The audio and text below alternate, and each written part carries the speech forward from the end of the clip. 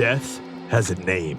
He has followed us and watched over us since the moment of our birth. Never in all of eternity has he been as powerless as he is today. 10 years ago, Death stood still and watched as the balance of life shifted forever. Mankind had finally conquered itself, and the resulting catastrophe plunged our world into a frozen green hell. The air became toxic with airborne plague, and the sky blocked out by eternal storms. Across this wasteland where the dead never rest, survivors are few and far between. Our name is Logan Spears, and in this lethal world we strive to survive. With only the clothes we wear and the spears on our back, we step forth into the heart of this frozen wasteland in search of food and medicine to survive our injuries.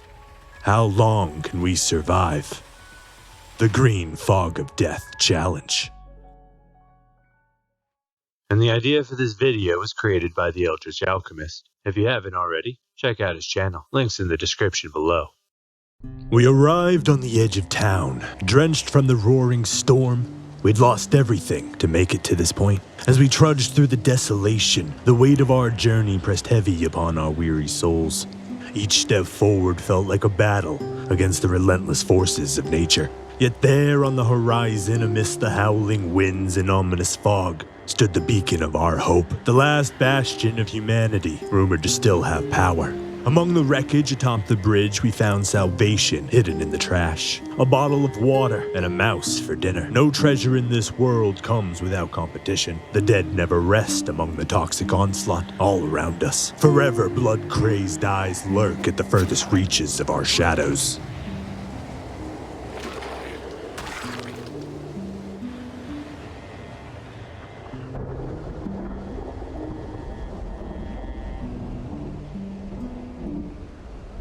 On the far side of the bridge, we finally spotted something we could use. The building's silhouette barely breaking through the dense layer of fog. We catapulted ourselves over the road barrier to make our way in and take shelter from the storm.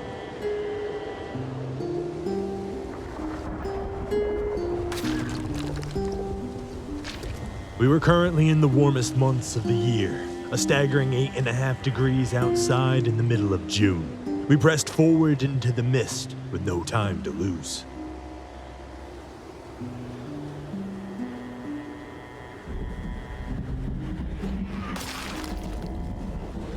But an ambush was waiting for us when we arrived.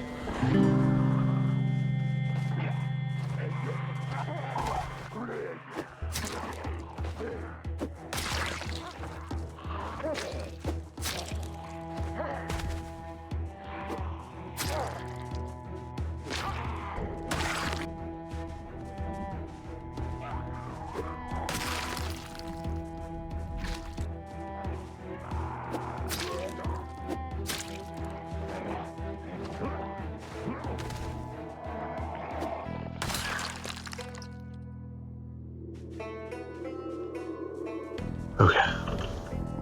We're just gonna warm up here real quick.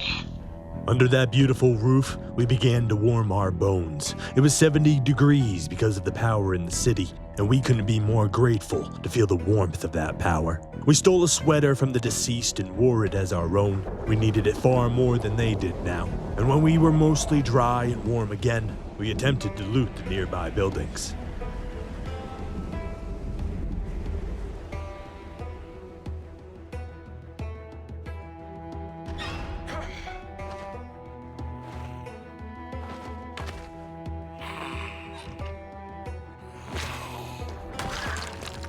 In the old dilapidated bathroom, we found the sink still had water pressure. We drank our fill and filled our bottle to the brim before facing the storm once again. The shop was locked up tight, but we found some frozen fruits in the front baskets before being interrupted by the wandering dead.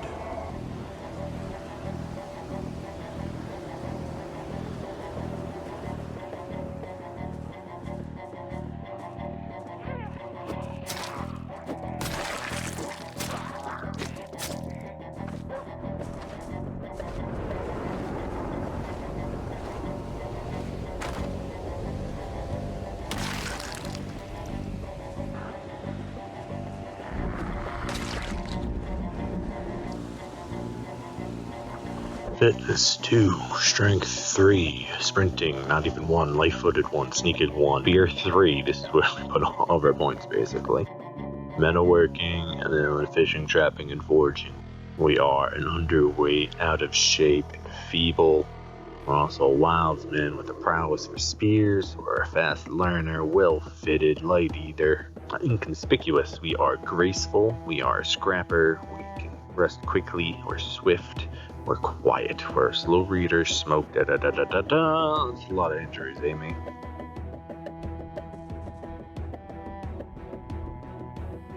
Sprinter.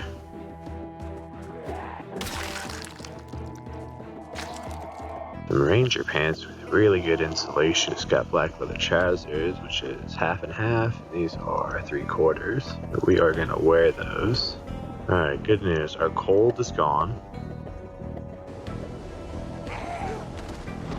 Hour after hour passed, and the storm continued to rage on. We battled the twisted figures that materialized amongst the haze, all while trying to maintain a corpse-free zone to be able to catch our breath.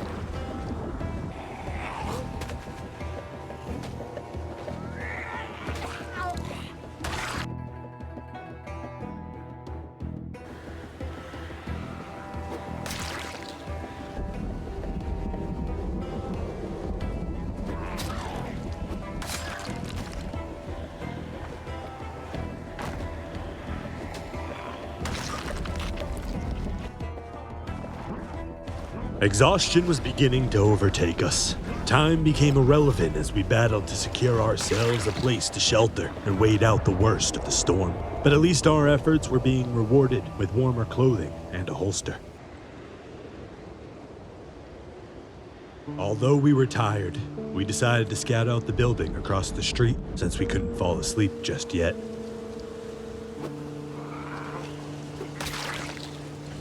One down. 2 down. 3 down. Magnum, Desert Eagle, 44 mag. Wasted weight, really. I already have a holster.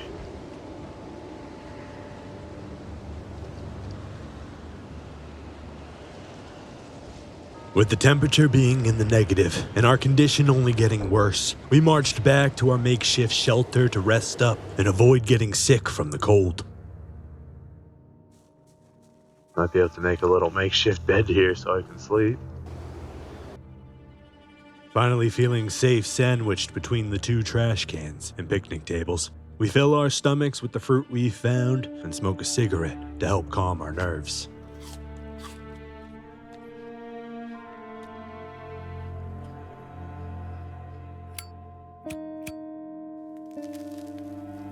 And it's not showing that I'm susceptible right now, so I should be okay in this spot. At least for a short period of time. Oh no, they're coming closer. 6, 1 possible sprinter, maybe 2 possible sprinters. I'm so exhausted, I can't go out there and fight right now. One mistake and I'm doomed. Alright, I don't think I have a choice. I think I need to do this.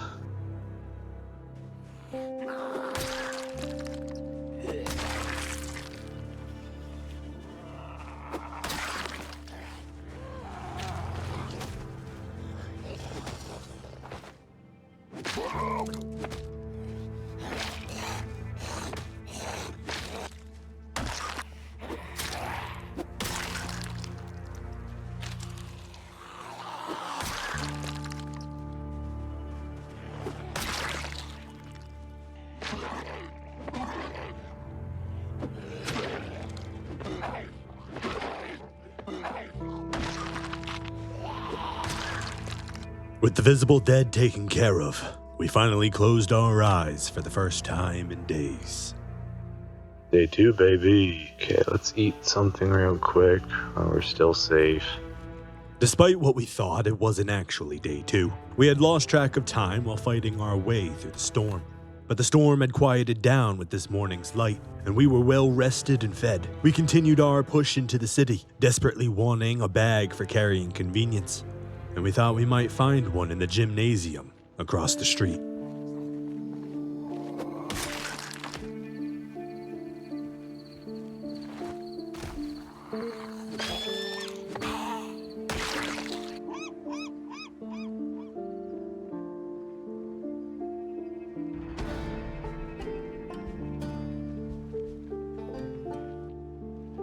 In one of the cars in between, we found a lighter and an extra battery.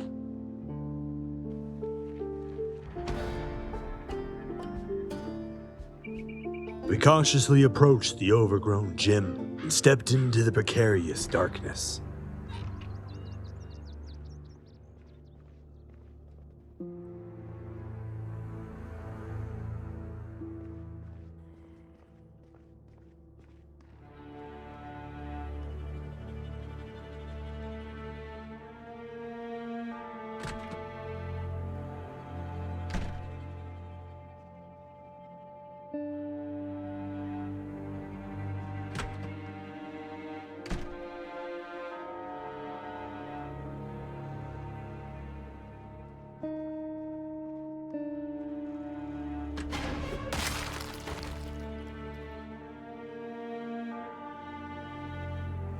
Duct tape is huge. Maybe I could use the mouse trap.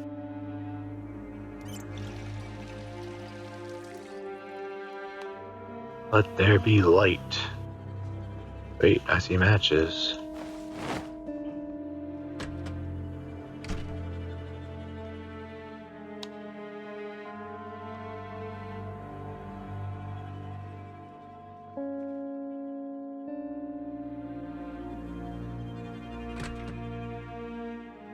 Damn, no bags.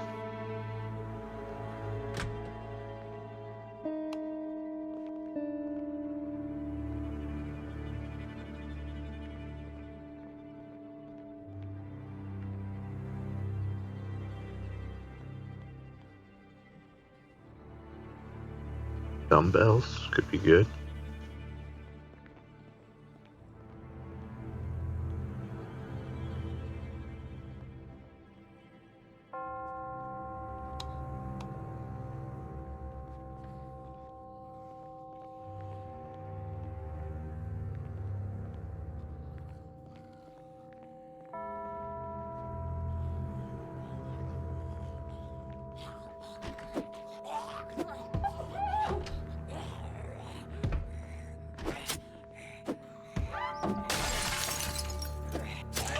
Oh shit.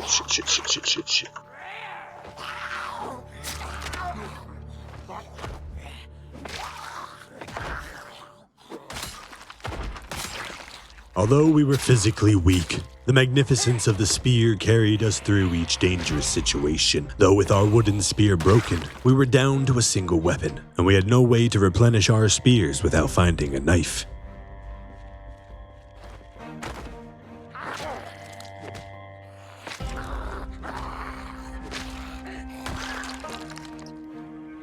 With the gymnasium cleared out, we'd barricade the stairs and fortify a room on the second floor. For the time being, this is where we'd call home, our own little paradise among the fallout. We just need to clear out the corpses of the dead, and it'd be as good as new.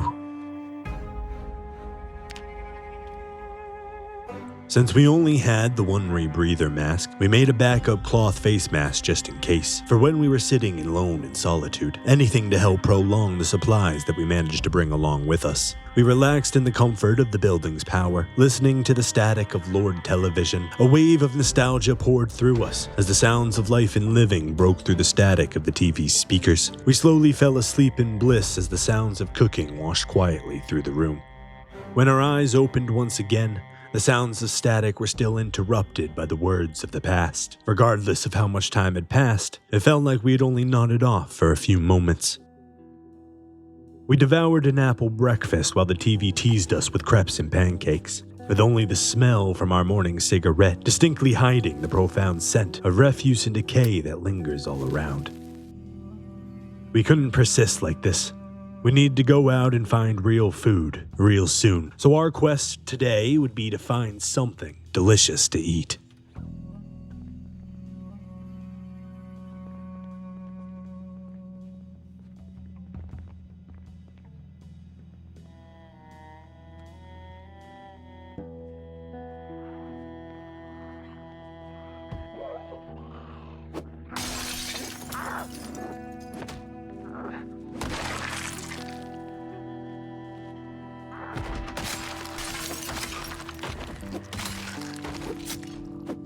Okay, let's go find some food.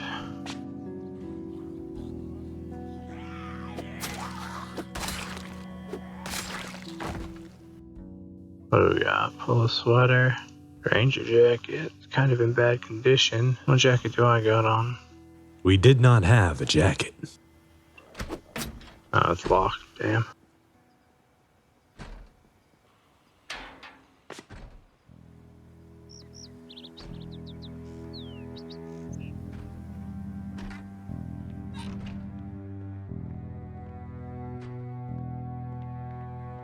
Where's the light switch when you need one?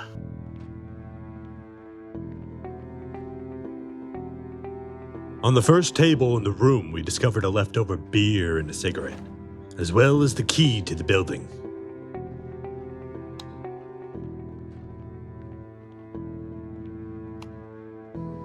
Okay. So far, so good. A little warm inside with this jacket on.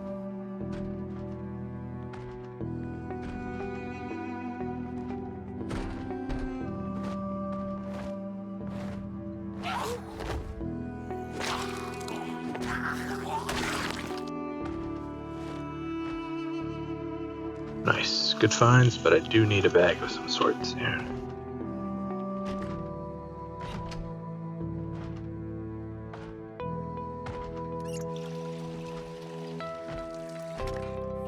Kitchen. Okay, we got some food. Refrigerate my mice. We're just gonna eat the potato.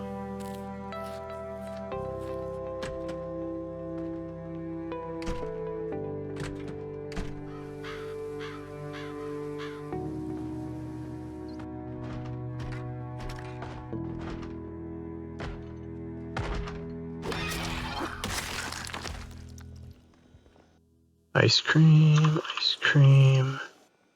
Alright, let's start by transferring all this food up to my little shack. Yeah, we need to start gaining some weight, so let's go ahead and just chug this down right now.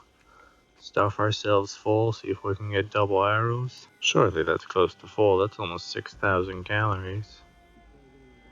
There's the cooking show. Content to have a stash of food and a refrigerator, we happily reclined ourselves and relaxed into the night. When we once again awoke, we'd head back out to explore the local plaza and continue exploring the buildings that surrounded us.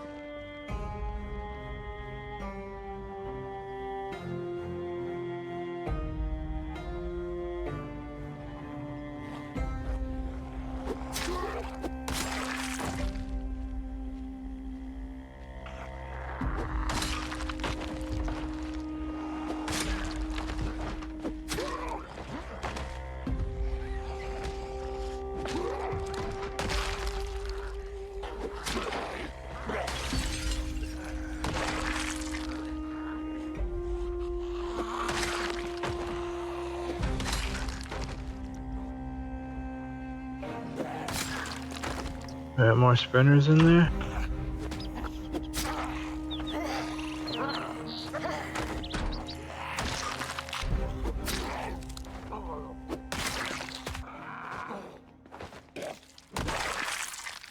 The jewelry store.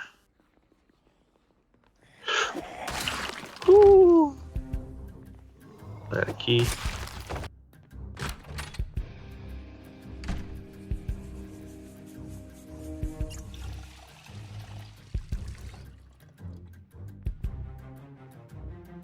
Well, I mean, I hit the jackpot if I was trying to get rich.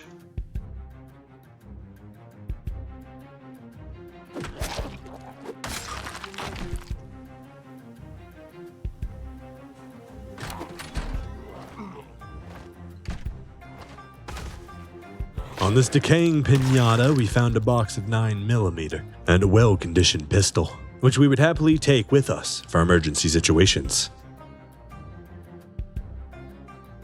Is this an office supply store? It is, yeah.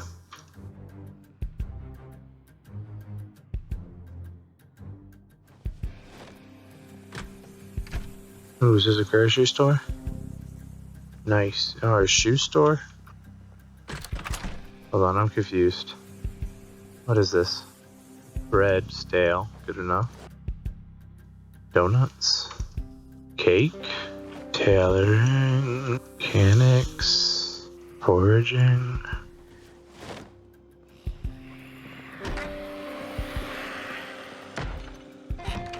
I don't like the way any of that sounded. That sounded like a few of them. I'm just gonna walk away. I'm kind of overloaded.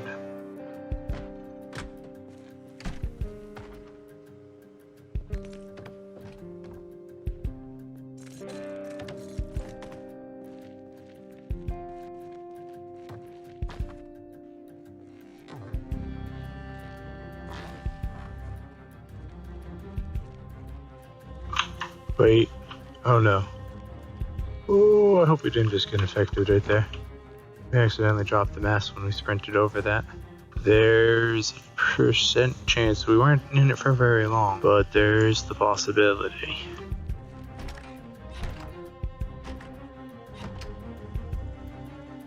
We returned home with our humble cache of stale desserts, savoring each morsel as if it was a divine gift. With bellies full, we turned to the few educational tomes we had salvaged. In the background, the soothing voice of Lord Television filled the room with a sense of wisdom and reassurance, guiding us into a brighter tomorrow.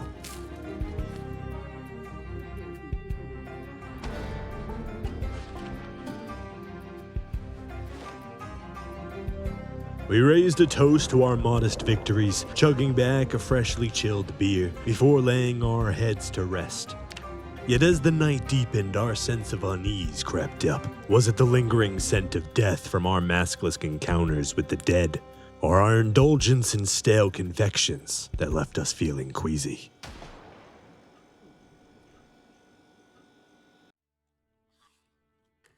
The silent sands descended upon a foreseeable end, a 14-day march till the virus takes control. A small mistake avalanched itself into a cascading boulder of trouble, but was still unknown to us yet. When we awoke in the morning, we were nauseous, a lingering tidal wave washing around inside our stomachs, we thought, probably from the stale desserts. We couldn't wait around and find out. We still needed to find the many essential items we would need to survive in this world.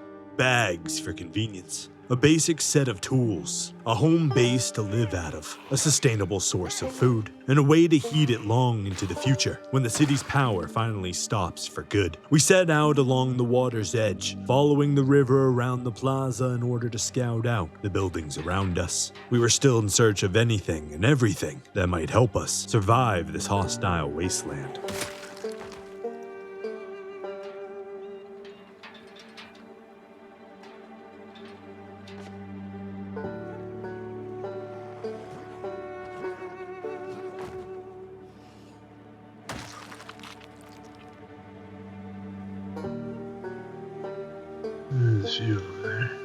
It was already pretty late when we came to a small diner packed with undead, and we need to clear it out in order to continue following the river's edge.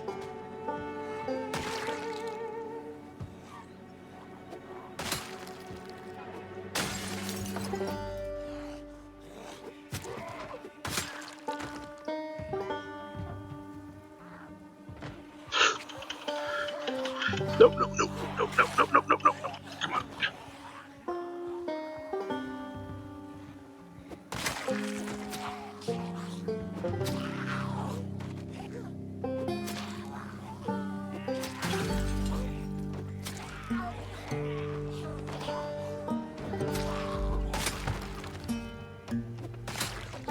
Our heartbeat raced after our tussle in the dark. We retreated home for the rest of the night and waited for better visibility, fearing another close encounter with the sprinters. Back in the comfort of our gymnasium fort, we trimmed up our beard, ate a small dinner, and drank away our nightmares before slipping into a deep sleep, lulled by the words of the TV's recorded broadcasts.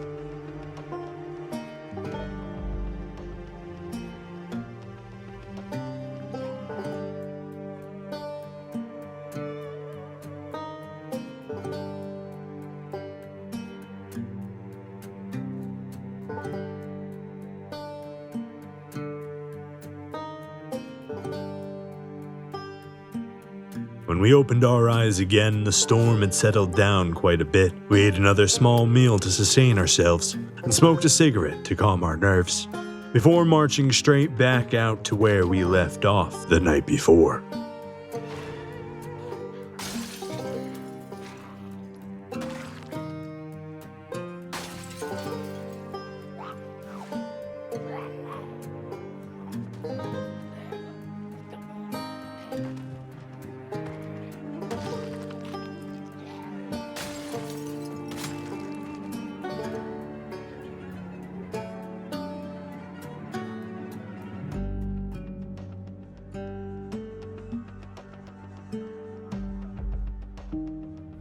a few people down here. Okay.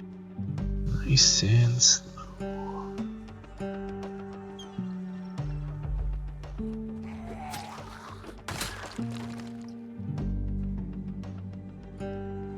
No, looks like we're okay there. No one coming from behind. Oh, we do have a sprinter. Waited till I turned around.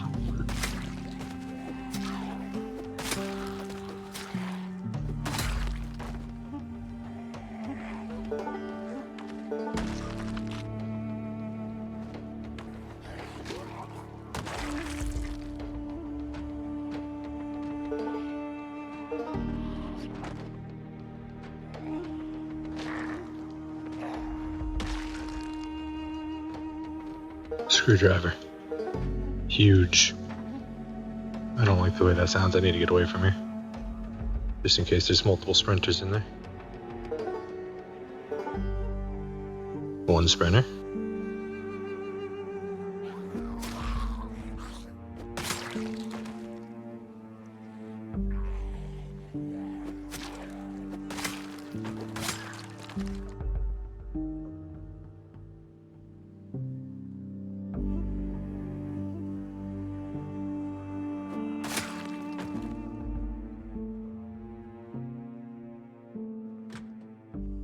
The first building we entered into was a glorious vault of information, securing the knowledge we'd need to thrive in this horrendous climate. A video store, packed full of amazing tapes just waiting for us to take them home and rewind them.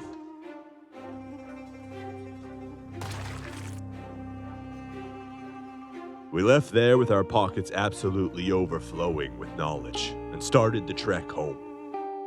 See if we can get some food on the way home. Maybe we can wait out the sickness. Maybe we don't have that luxury. We really need to be looking for like a pharmacy or something.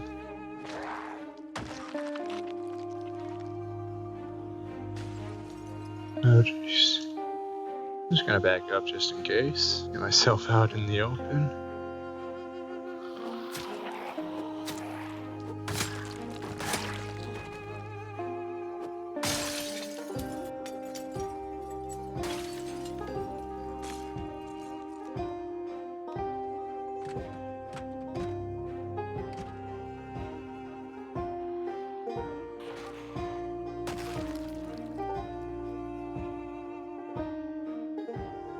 Beer is good. Beer is good.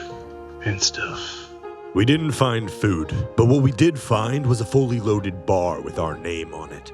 White wine, red wines, beers and bourbons, a plethora of high-calorie drinks that would serve us well. We now had access to sterilization and Molotovs. We celebrated our small victory today with an entire bottle of wine while watching a survivor guide on TV. We went to sleep that night, still nauseous, but drunk and satisfied.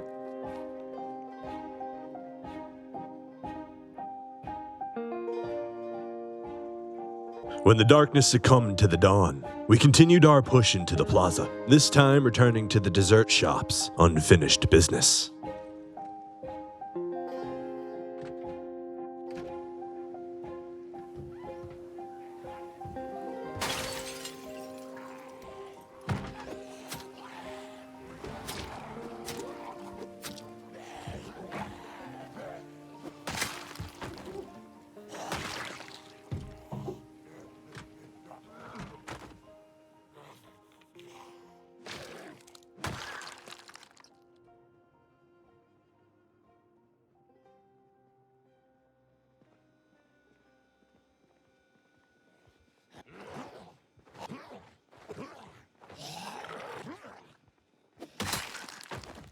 We stumbled upon some perishable pie dough and cake batter in the once forbidden back rooms. If we ever mastered the art of baking, we could turn these into delectable delicacies. Adjacent to this area, there is a haunting visage. A storefront with countless soulless eyes staring back at us, bearing silent witness to the relentless marching of time. We rescued an adorable flamingo named Fifi from within this tomb and vowed to keep him safe from the endless decay of the world. With our new companion acquired, we marched forth into the dawnless darkness to explore the immediate area surrounding.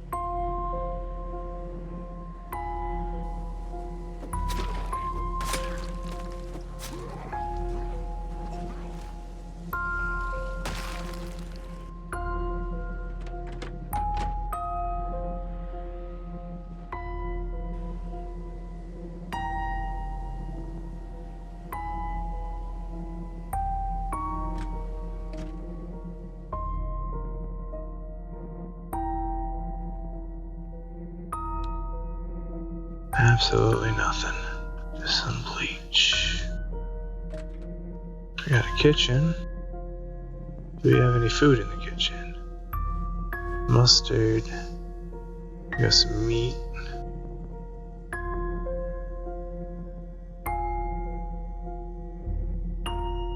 Okay, we got a decent amount of ground beef in here.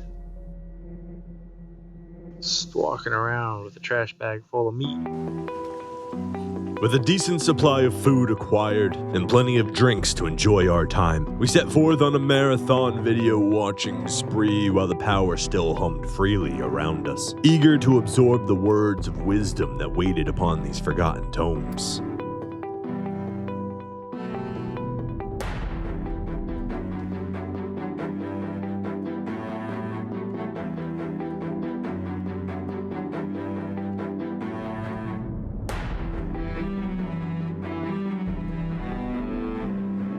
When the final video was pulled from the TV, our list of useful skills had grown exponentially, a variety of trades forever engraved upon our minds. We'd sleep peacefully knowing our time was well spent, and when we once again awoke into this green purgatory, we'd eat our fill our water bottles, and head back out into the endless storm, this time heading back down to the river's edge, to where we scavenged the videotapes from.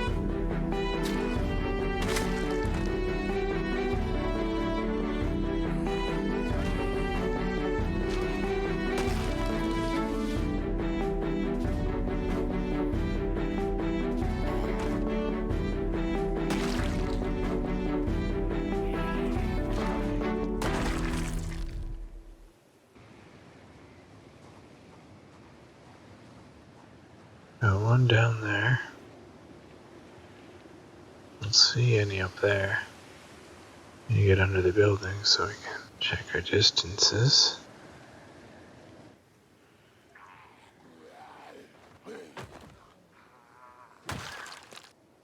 Ooh, there's more over here that I didn't see before.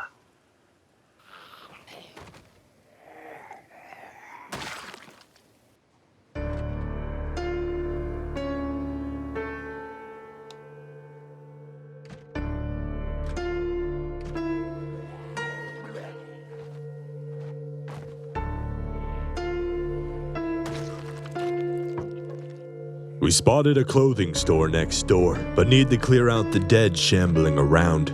We utilized the abandoned shop to keep us warm while we navigated our way through their hunger.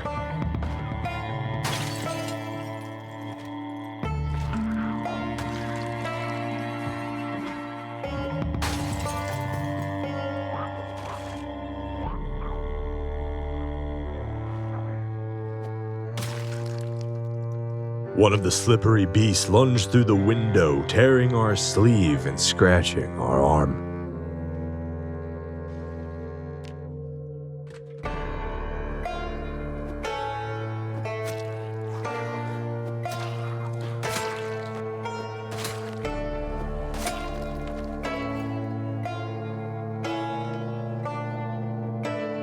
We made our way into the locked-up clothing shop in search of warming clothing among the racks. We found a nice red lumberjack shirt and thick winter jacket as well, before the lingering melody of strange sounds from the back of the store drew our attention.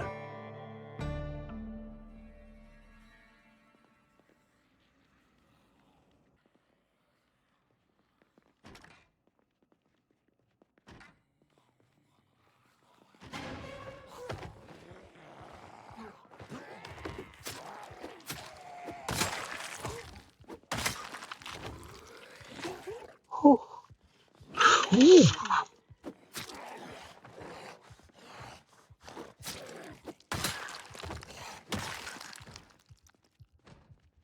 Oh, how many are in there?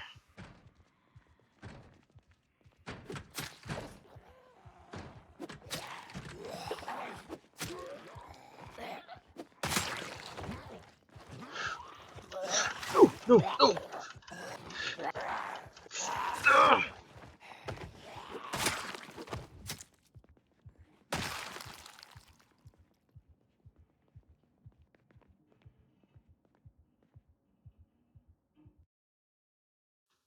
I'm okay, right? Oh my god. Ah, my brand new jacket's taking damage.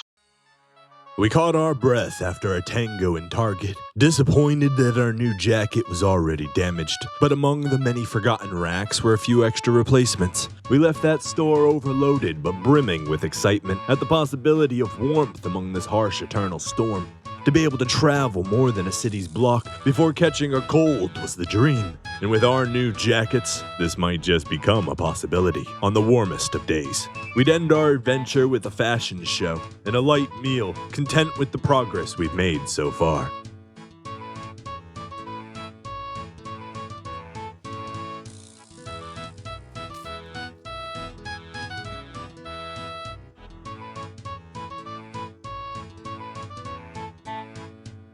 We opened our eyes to our 10th day in the city. We gained a decent amount of weight already, almost able to lose the underweight trait. We welcomed the new day's opportunities with a cigarette, before turning our attention to our bandaged wounds. Enough time had passed now for most of our injuries to have recovered.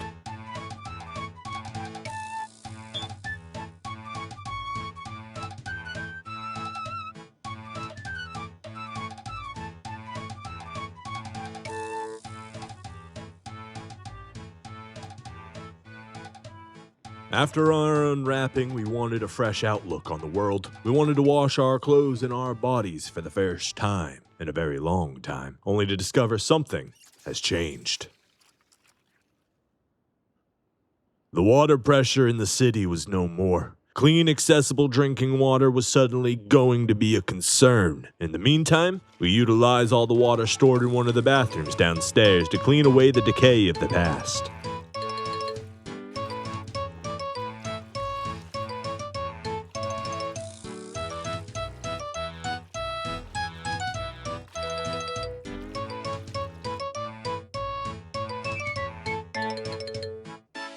Thankfully, there was an almost full water jug in the gymnasium's office that we would happily reclaim for our own. Alright, so we're nauseous. It's about to be nighttime, so we need to go to bed soon. We watched all of our movies. TV's done. The water was shut off. We had no idea how much longer the power was going to stick around for. Our nauseousness lingered, ever haunting the back of our minds. If we had caught the virus, we weren't sure exactly how much longer we would still be us for. We need to figure out a plan. So we got medical here, medical here, medical here. Is there anywhere else that I might be able to receive medical treatment? Guess we just go for it. We sleep tonight. We take care of ourselves the best we can. And in the morning, when the sun rose high above this frozen wasteland once more, we'd set out on a journey across this desolate abyss to find some medicine that might just be able to prolong the inevitable. We didn't know how much time we had left, but the clock wound down regardless of our feelings and ignorance.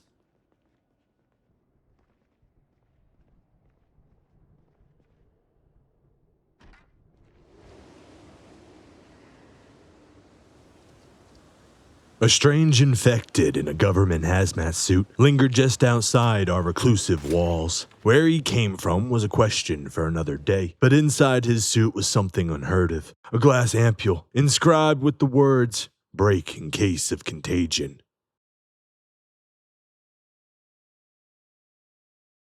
Could this be what I needed? Well, let's go back inside real quick. No chance. Is that really it? What is this? Break ampule. Zombo Exivir ampule.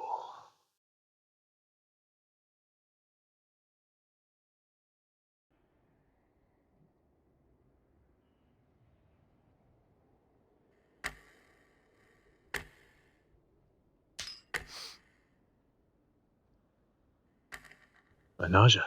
It's gone. What we just found was the cure to the virus. This plague was a creation of man, weaponized and released upon the world during war. They had the cure all along, which as long as taken within 14 days of the infection, would stop the virus in its tracks, instantly neutralizing it and saving the infected host. But when things got out of control, the logistics to transport the cure didn't fully exist, and all their attempts were in vain. The dead were already roaming the streets. With us now freed from our burden to cure ourselves of the plague, we were free to continue exploring the area and ventured out for the rest of the day, even as the storm began to pick up.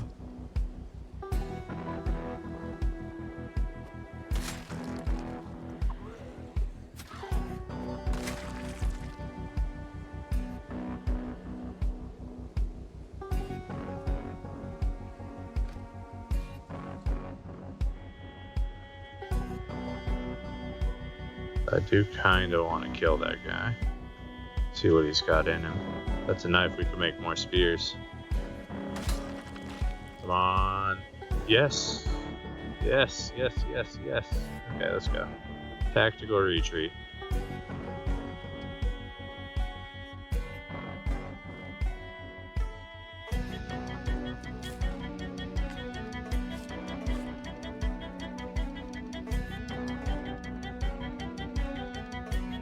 Hold up.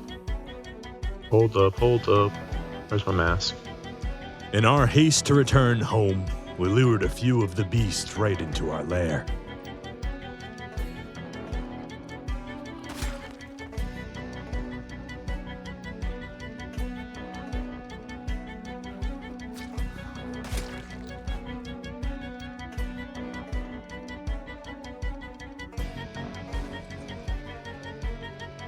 Oh, we got friends.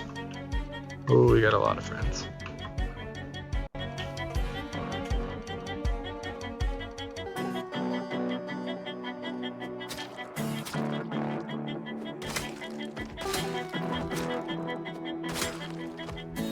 Not wanting to leave the corpses inside, we disposed of them through the window quickly.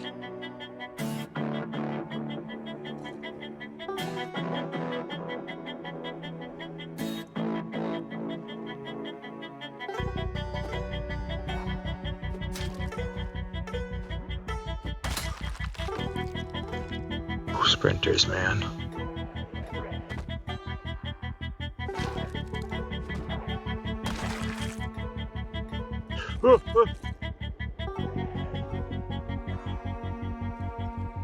Ooh. Don't do that.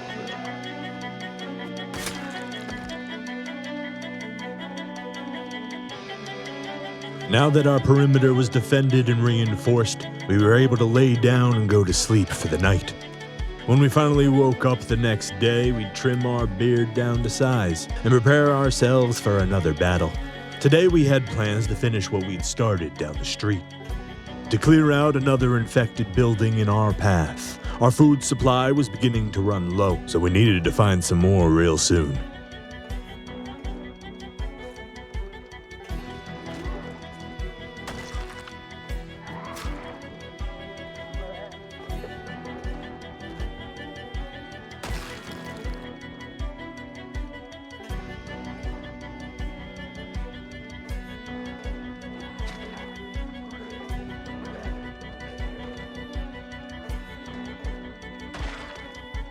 On one of the corpses in our path, we found a third magazine for our pistol, and now we had a decent supply of ammo if that emergency situation ever arrived.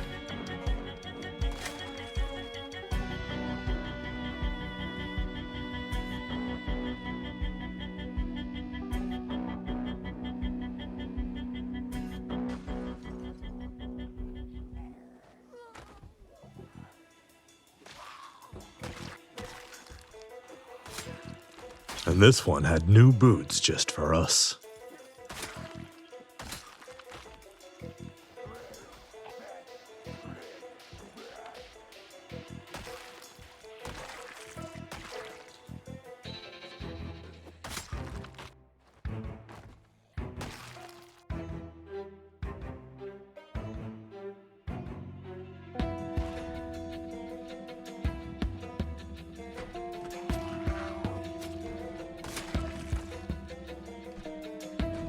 Oh, no, no, no, no, no.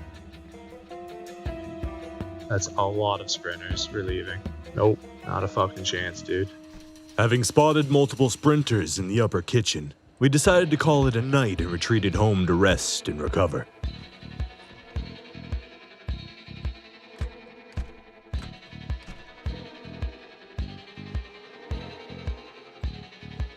It's got a bag.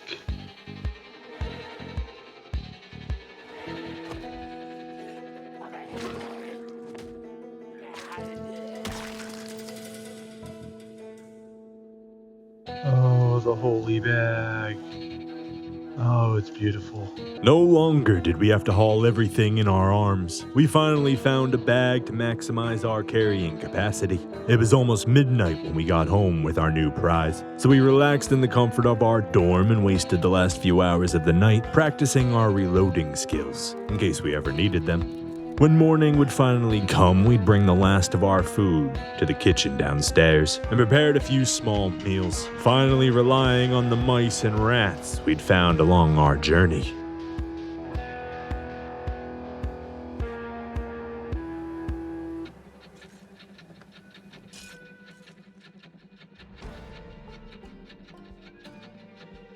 We stayed home in comfort today and filled out our calories with wine and steak. But tomorrow we would head back out into the world and finish what we started at the bakery.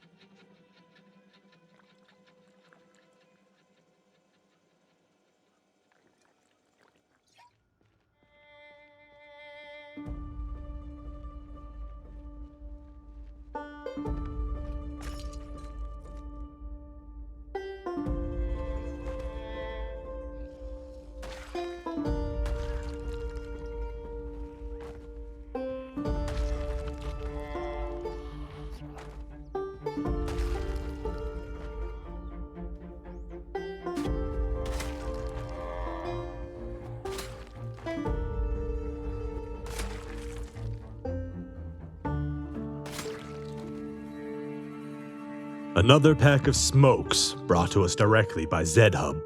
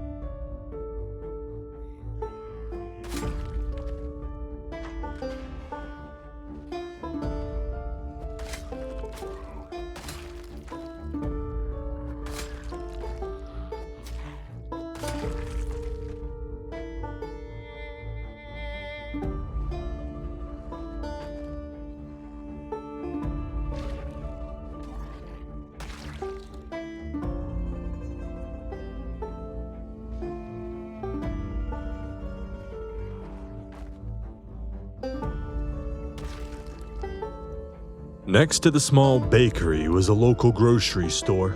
Just what we needed to restock our pantries.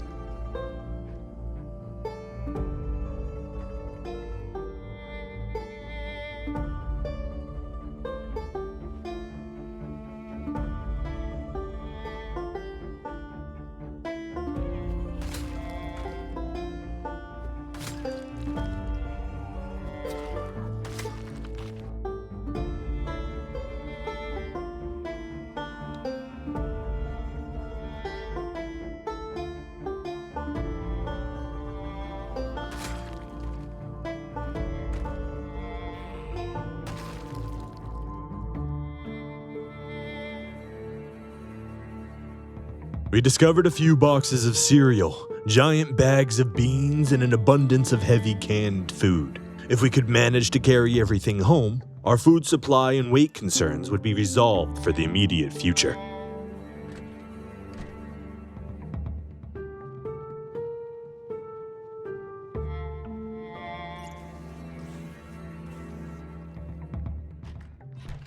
Settled at home with our newfound cache of provisions, we embarked on the arduous battle against our own frailties. Our arms trembled, our legs wobbled, and our breath seemed to abandon us all too quickly. We knew that building our endurance and strength would make our journey into the heart of the city just a little bit easier. And when the relentless pain from our workouts began to set in, we'd mask our discontent by drowning our nerves in alcohol and nicotine.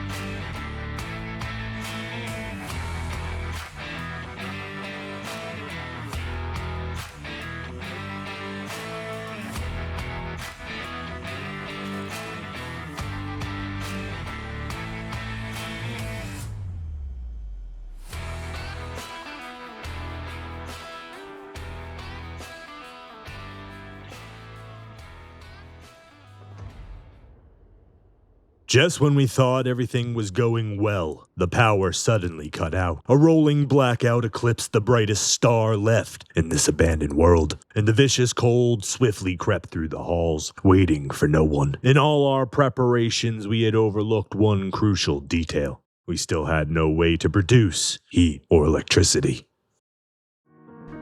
Our first night in the world without power and water was abysmally void of warmth. The harsh eternal cold battered the window barrier of our abode like a never-ending scream. The darkness amplifying our anxiety as the icy fangs bit down into the void around us. Our only reply was to keep moving, to keep our blood pumping as the temperatures plummeted throughout every building. While the power was still on, light was never a concern. But as darkness swept through the city, we needed something to ignite our path. We returned to the toy store briefly to find a flashlight we could attach to our belt, something we could use to brighten up our world, while our hands carried our only means of defense. We found a nice pink flashlight and a few spare batteries while we were there, and wasted little time before returning to our residence to wait out the storm. Alright, so I think part of surviving in this world is going to be not getting wet, because being wet amplifies the temperature's damage. And if I'm wet, I'm freezing to death. With temperatures at less than -30 degrees, there was little we could do to make progress. Getting wet with no way to warm up or dry off was a death sentence, and so we huddled down in our corner of the gym and settled in for the long haul, praying for a break from the storms. When we got too cold, we used exercise to regain warmth, the repetitious movements strengthening us at the same time. We needed to be careful not to push ourselves too far, or else our own sweat would spell our doom and slowly cause us to freeze to death. It wouldn't take long before we'd begin to succumb to our tedium.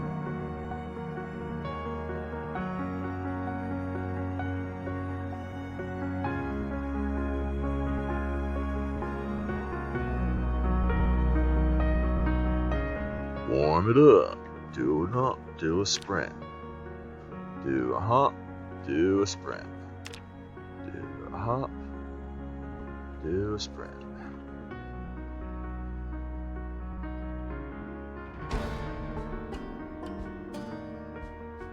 I finally reached it. The storm raged on for days. We were prisoners captured in an icy cage. Alone in our hollow, we battled on, waiting for any opportunity to present itself.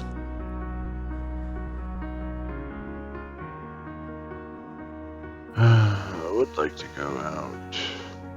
It's pretty bad out there. So we work out some more.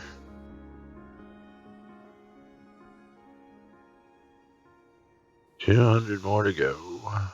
Damn it, I got wet.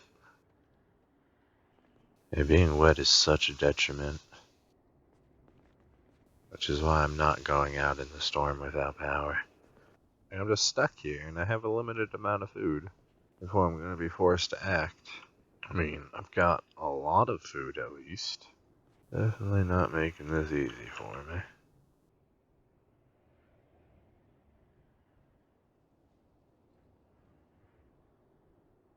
We'd wake from our slumber once again. The same eerie howl sliced the silence that pervade these familiar walls. As we took in our morning's worth of nicotine, we considered what we could do to escape this cycle. A fire or power would remove our risk of a cold, wet death. But foraging in a storm and failing to find fuel was a death sentence of its own. Our time inside hadn't been wasted. In working out to stay warm, we were beginning to build up our endurance and strength. We were slowly going stir-crazy, sure, so we ended up chopping down a bunch of the plant growth today to spruce up our home, hoping it'd bring us any sort of peace. It was at least a little bit better than before. It was 9 a.m. on the 1st of October when the storm finally cleared up, just enough that we could see outside. We couldn't let this chance pass and quickly gathered ourselves up for a trip from this cage. Although the howl of the wind and the snow had quieted down, the temperatures outside were still atrocious. The only way to progress would be to make frequent stops inside buildings. which although still cold, were usually 30 plus degrees warmer than being in the direct storm.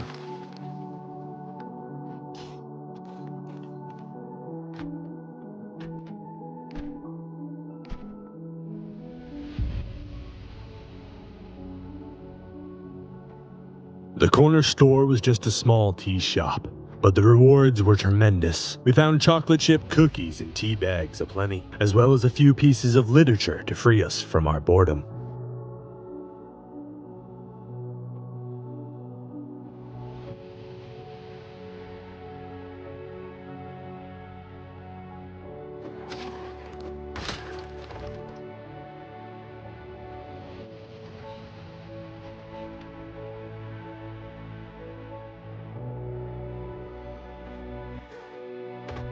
And on a corpse in the back room, we found a supply of beta blockers, which might just save us if we ever have to face off against a horde. The water in the sinks has gone bad. With the water in the pipes going foul, we would need to boil any water we would consume in order to avoid getting sick. Fire was becoming more and more important. Thankfully, we had the water jug from the office, which contained plenty of fresh water, for now.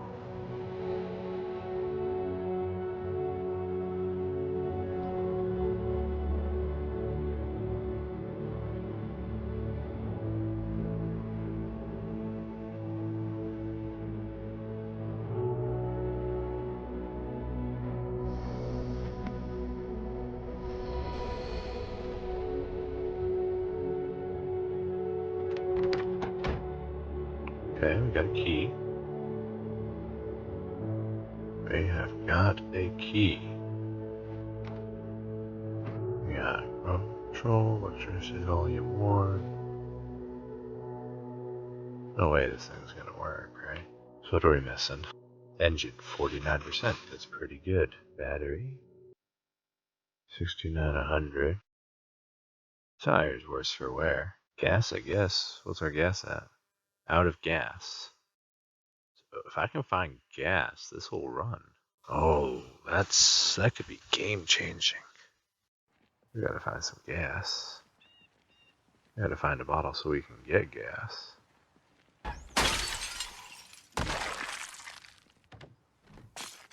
On our way back to grab a bottle of gas, we cut through an unexplored shop and found some more coffee. Between the tea and the few containers of coffee we had, we'd be able to fight off fatigue for a long time. Inside the burger joint, we grabbed and emptied an old bleach bottle. With it, we'd hopefully be able to siphon out gas from one of these broken down cars along the congested roadways.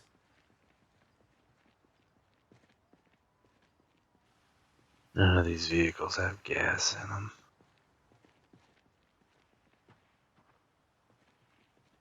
Seriously? The tree scratched me.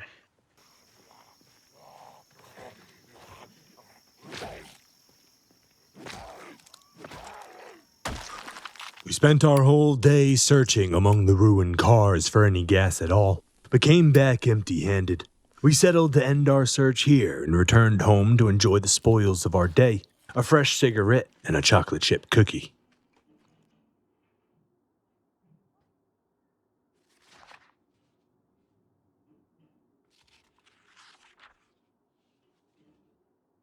Storm started up again. The temperature is dropping like crazy.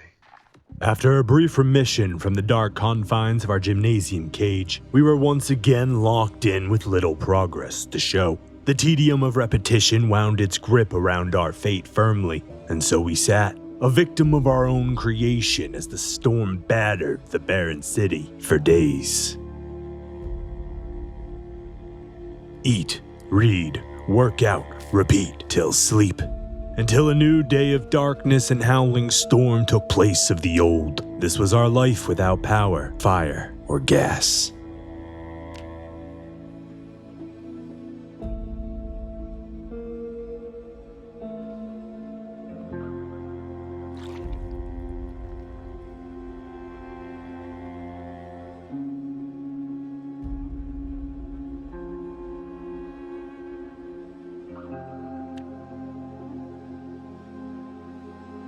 It would be our luck to wake up with a nasty cold on the day the storm finally settled down, keeping us trapped for even longer. We had to keep busy and warm in order to avoid letting our sickness get worse. We disassembled all the technology in the gym to try and better understand them. At least it was something different outside of our normal tedium cycle.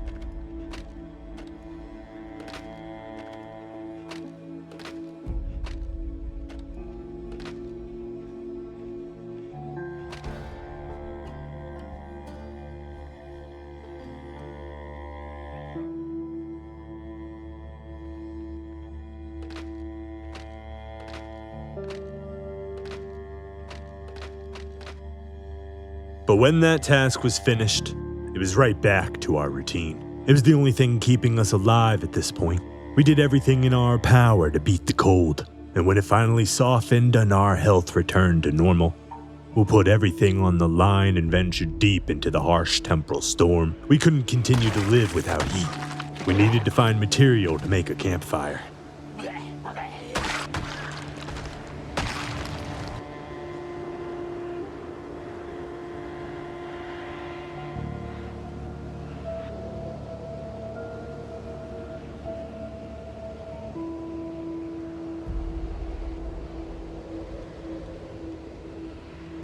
Among our forage, we found a shotgun with a few rounds, a beautiful emergency tool, as well as the twigs we needed to start a campfire, and a shovel, which would be surprisingly useful to make sure we don't burn down our gym.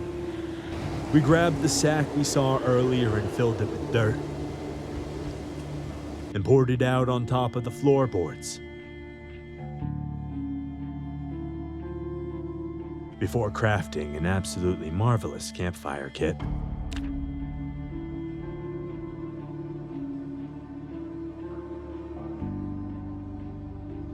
We utilized the dirty rags and old books we'd already read as fuel for the fire, and ignited our path into the future. We happily nestled ourselves against its warmth and dried ourselves off from the storm. Although the howl of the beast still battered against the windowed panes, they'd slowly lost their edge as the dance of embers wrapped us in their embrace. With this milestone accomplished, we could finally focus our attention on finding gas for our car.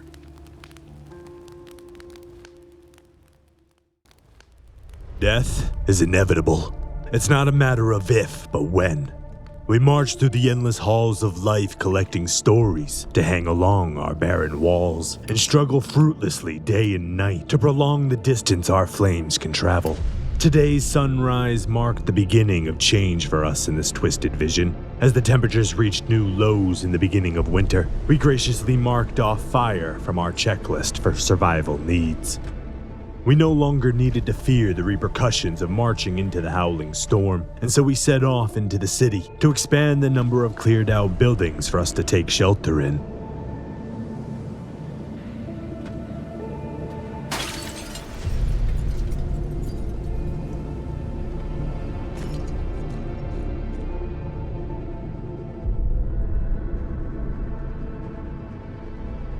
Okay, big ass place. What do we got? Rotten. Okay.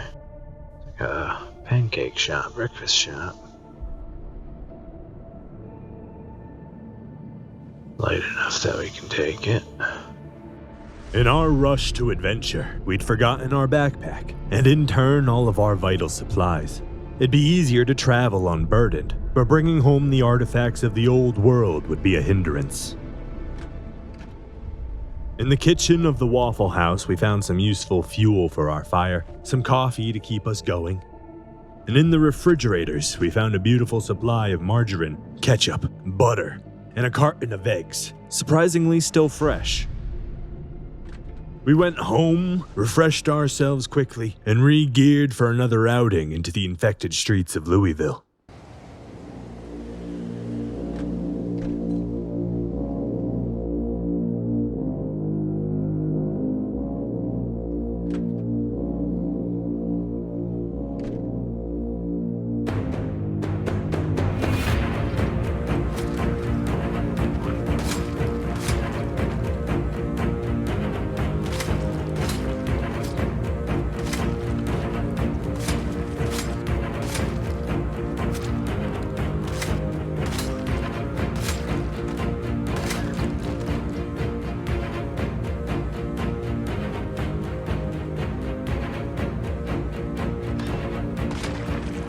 With the undead horde wiped out of the building, we happily grabbed the last bits of useful supplies from the closet and shredded all the dead's clothing for fuel for our fire. Our target objective was one block over, a small pawn shop located behind the Louisville Art Museum, which with any luck would contain everything we were missing: tools, gas mask filters, maybe even a generator to return power to the now blackened city buildings. Z-Hub brought us another pack of smokes as the daylight began to get eclipsed by the horizon. With the light of dusk fading away, we made our way home through the roaring storm.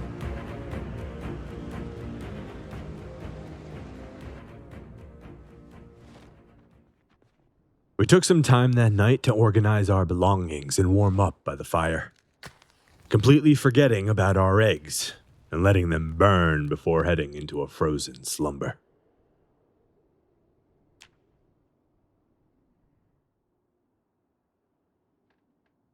It'd only be a few hours before we were woken up by the dreadful cold, seeping into our every fiber. Every morning was the same as the temperatures continued to plummet. Thankfully, we had our fire now to quickly warm us back up. We'd spend that morning lounging around the gym, reorganizing and refueling our fire, waiting for when that deep layer of fog would clear enough to see. When dawn was upon us, we threw our heavy fur coat on and made our way back into the frozen sea of endless trials.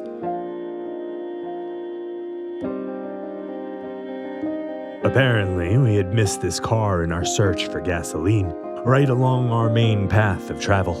Just enough to fill a single bleach bottle, but nothing more.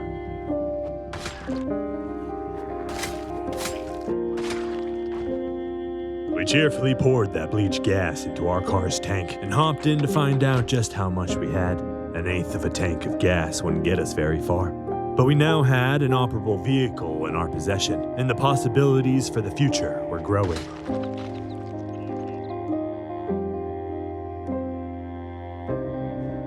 A number of undead festered around the southernmost part of the Tord parking lot, lingering near two giant fuel tankers. Although well defended, it seemed worth the gamble to investigate closer.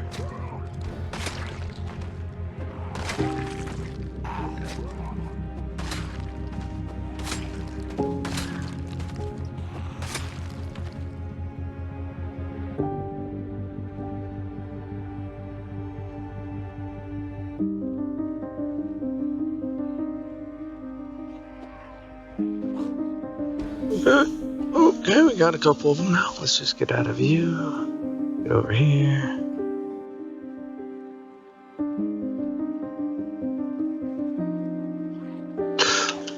No. Ooh, my clothing saved me there. Whew.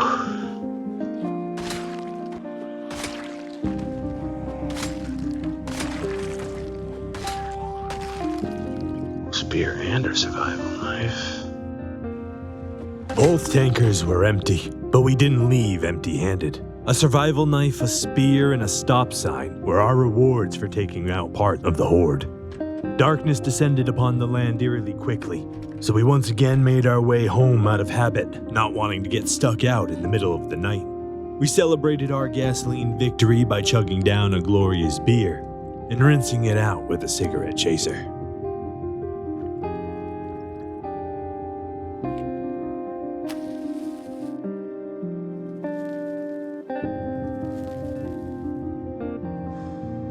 That's when we noticed the time. It wasn't the middle of the night, but the beginning of the day, not even noon yet. We fought off the weariness of the beer with a coffee and chugged down an orange soda to correct our mistake, before heading back out into the world, realigned with the world's time.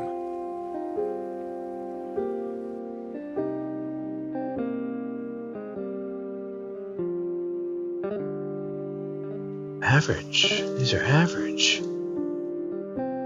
Okay, I need to take one of these home with me. That's better than the sleep I'm currently getting.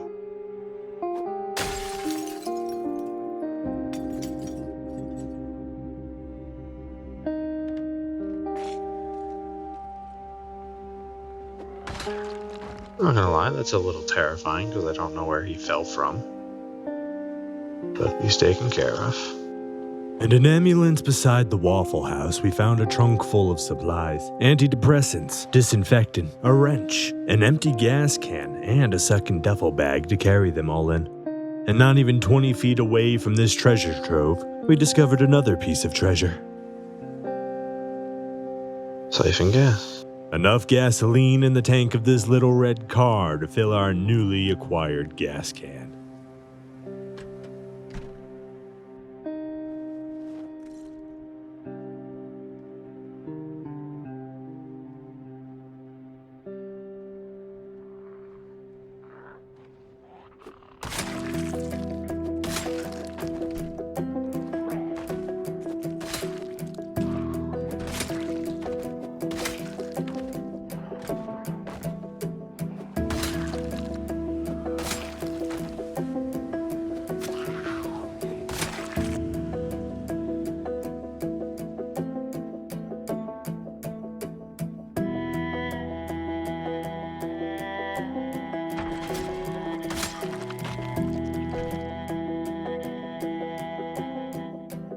All rotten.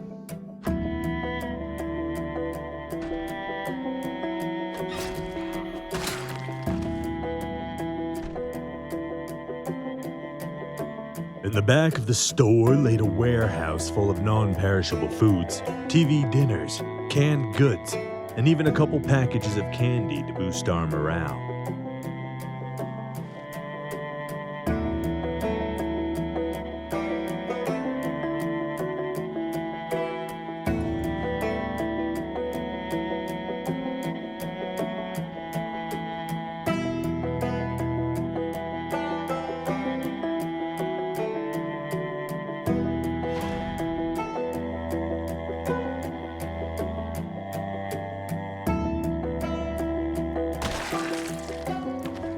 Just upstairs in the building's office was a partially filled water jug, which we would happily bring home. Anything to keep us from wasting time and fuel boiling water.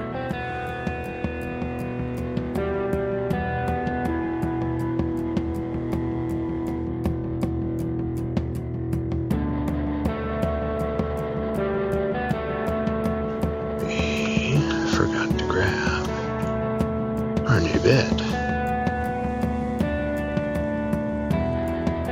This one's gonna work? No, these are bad.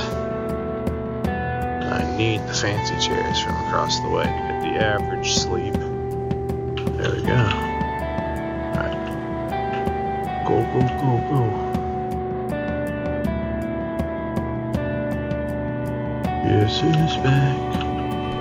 Back again. We got food galore. Gas can with some gas in it. Let's go grab the rest of our random food over here. Our new, beautiful bed.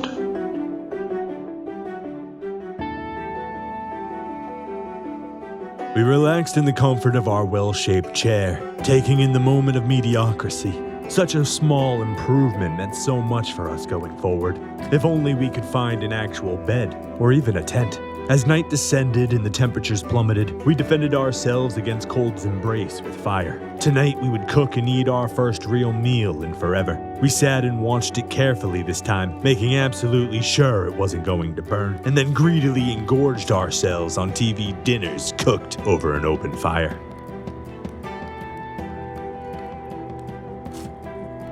There's little in this world as amazing as a great night's sleep after a delicious home-cooked meal. We woke up completely refreshed, with barely a sniffle from the cold. Today would be the day we actually reclaimed the car and brought it home. We headed out with our gas can into the storm and dumped that liquid gold straight into the thirsty tank of our new car. We had managed to gather a half a tank of gas, but would still need to ration our supply until we could find a more sustainable way of getting fuel. We also weren't really in a hurry to drive any sort of long distance, with the absolutely poor visibility. With the car delivered to our front door, we set our targets back to the pawn shop and clearing a path forward, deeper into the city.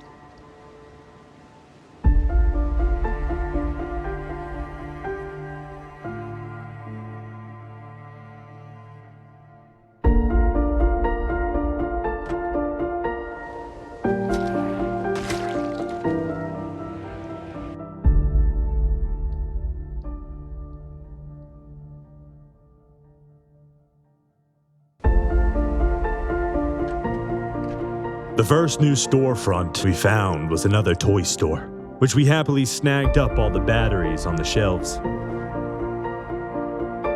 Altogether, we had found 22 batteries to keep our path lit. The next was a fancy clothing store, the kind with mannequins and glass windows everywhere.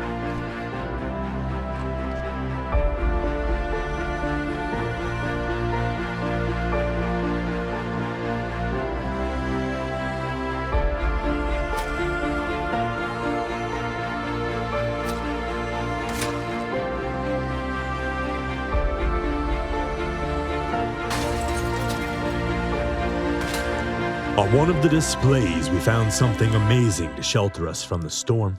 A bear headdress, which we would try on later. We grabbed a few random pieces of high insulation clothing from the racks in case our clothing started to fall apart, before searching the rest of the store for the source of the guttural growls.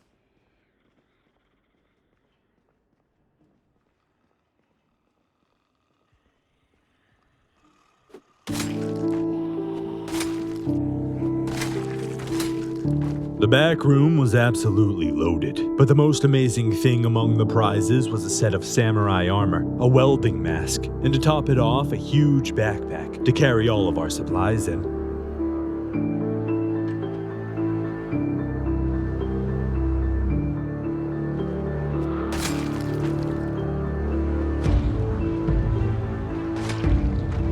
The storm was beginning to pick up as the daylight dwindled away. We'd head home before things got worse. With sprinters being involved, we always wanted to side with caution. Our target hasn't changed, so once we've warmed up and dried off, we'll recline in our average comfort and sleep the night away.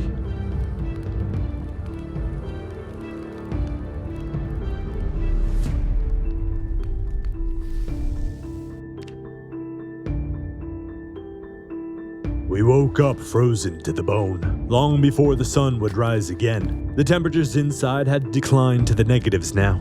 We'd been in Louisville a little over a month, and the frost-born mornings weren't getting any better. Still exhausted, we chugged down some bourbon to pass out, and wait for the sun to grace the sky and hope for better weather.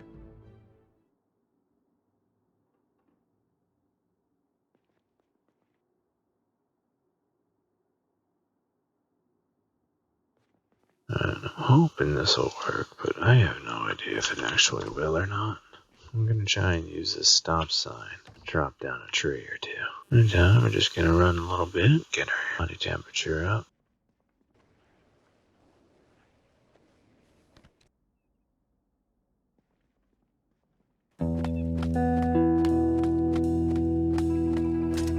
Okay, that didn't seem to work.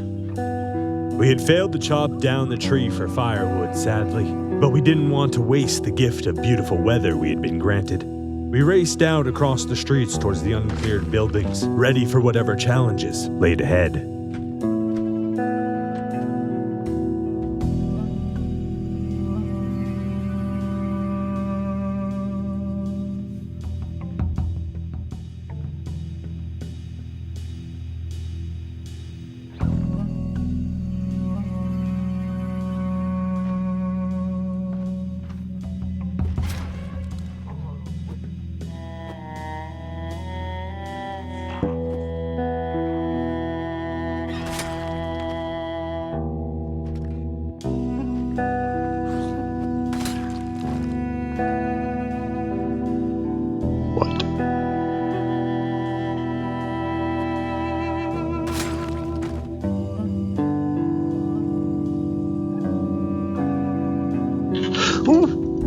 What?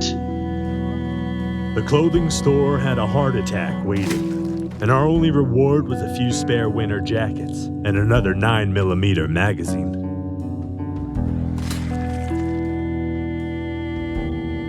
Ooh, that's a few. There don't appear to be any sprinters, though.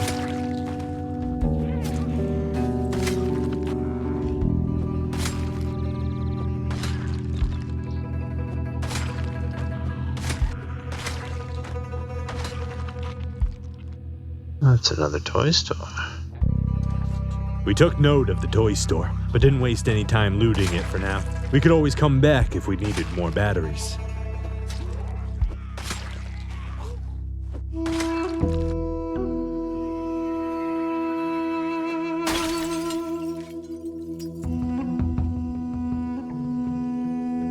Way more important than the batteries, however, was the small library, cram-packed full of knowledge and fuel for our fire. We didn't find a generator book, but we didn't leave empty-handed. Each book was 15 minutes of fuel. There was easily a few days worth of fuel in that store. With another piece of the block cleared, we celebrated by finally trying on our new apparel. The samurai helmet was a bit much, but we happily adorned the shin guards and bracers for their protection and insulation.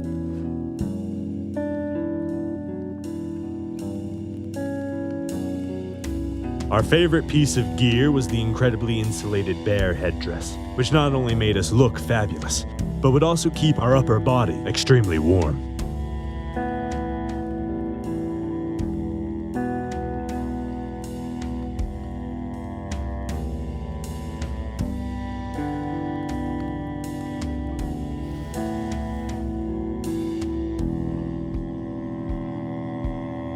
A new dawn washed across the horizon, and with it we awoke.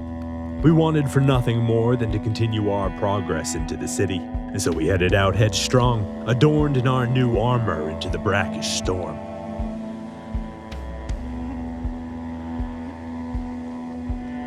Ooh, negative 51 degrees. That blizzard is a-blowin'.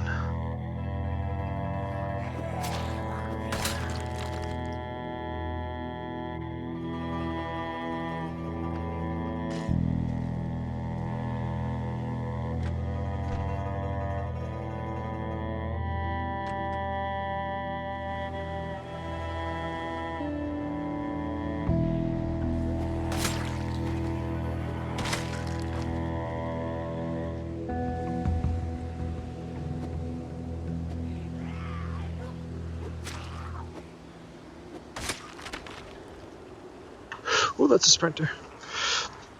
No, no, no, no.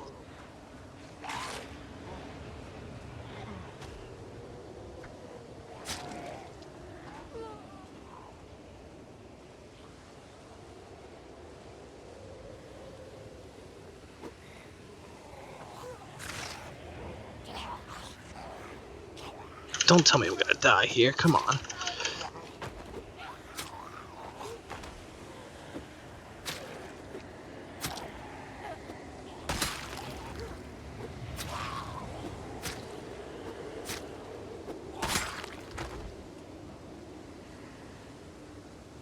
Scratched and lacerated. My right hand too. No wonder everything got so freaking hard after that. Or cold, or wet, or making mistakes. I'm just gonna call it a day, go home, and hopefully not be infected. This isn't really doing its job because it has so many holes in it. I don't have a needle yet. Okay. You dry. Cool. We can put that out now. Used a few hours. 4 hours? With our hand damaged, we'd barely be able to fight off anything that tried to kill us, so we reclused ourselves inside of our gymnasium fort until our wound would finally heal. We dedicated this time at home to improving ourselves and various skills. Oh my god, it's so cold.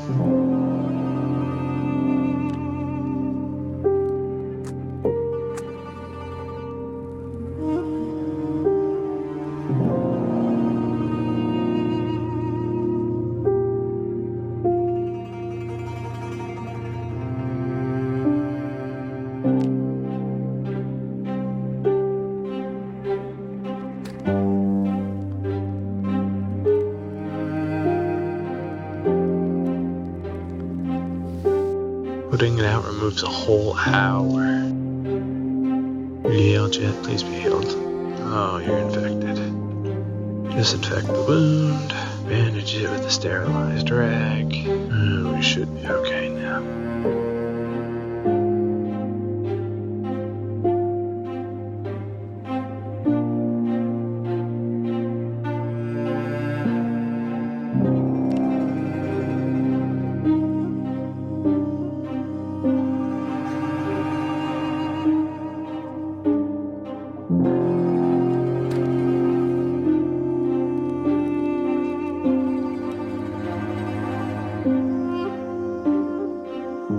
woke with a vigor that morning, contemplating the tenacious crawl of progress as the heat of our flames warmed the steel of our blade. The wound that had crippled us had finally faded away, and so too did the shackles that kept us locked inside. We could finally return to the frontier to broaden our horizons, but first we needed to resupply on books, as our campfire's life was growing shorter by the day. We utilized the car for the first time to maximize our looting potential and drove right up to the front entrance of the bookstore.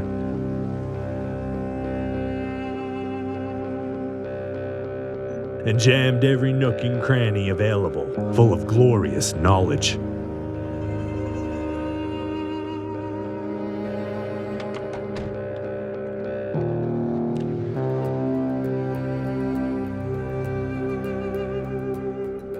Altogether, when compiled, gave us a staggering 43 hours of fuel to maintain for the future.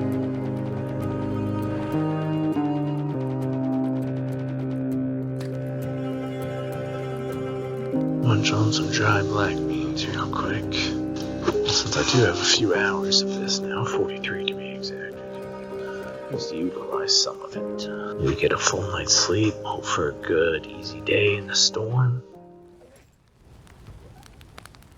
That night, the sound of specters visit us at our peak weariness. Were we just hearing things? Or had the ghouls really followed us back to our home? We took a peek downstairs to try and find where the sounds had originated from, but didn't investigate any further. We were far too tired to take any risk in the pitch black of night, and so we went to sleep paranoid.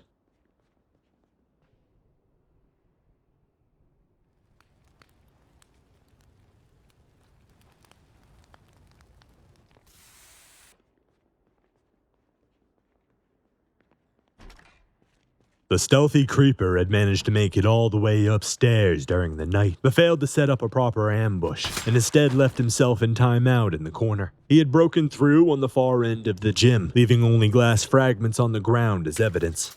We looked around to see if he had any companions, but as far as we could tell, he was a lone assassin. Progress had waited long enough. The frontier stood restless as we bided our time at home. It was time again to press into the unknown.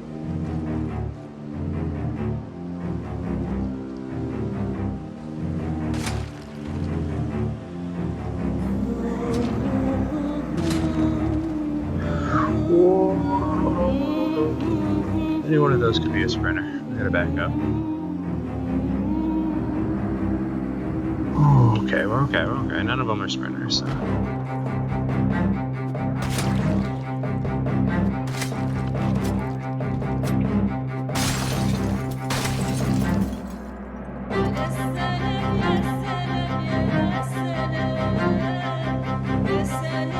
Oh, there's a horde there.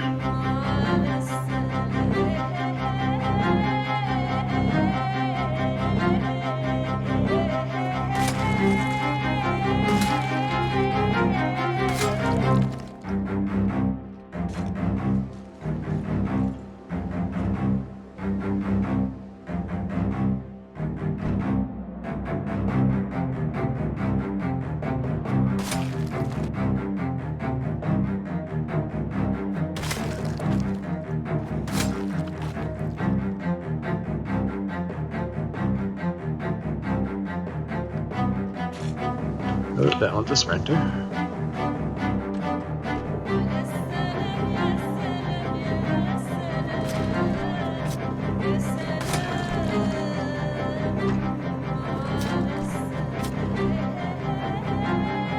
Too many.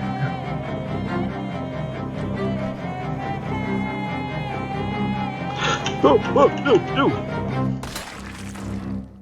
Fucking smart ass zombies.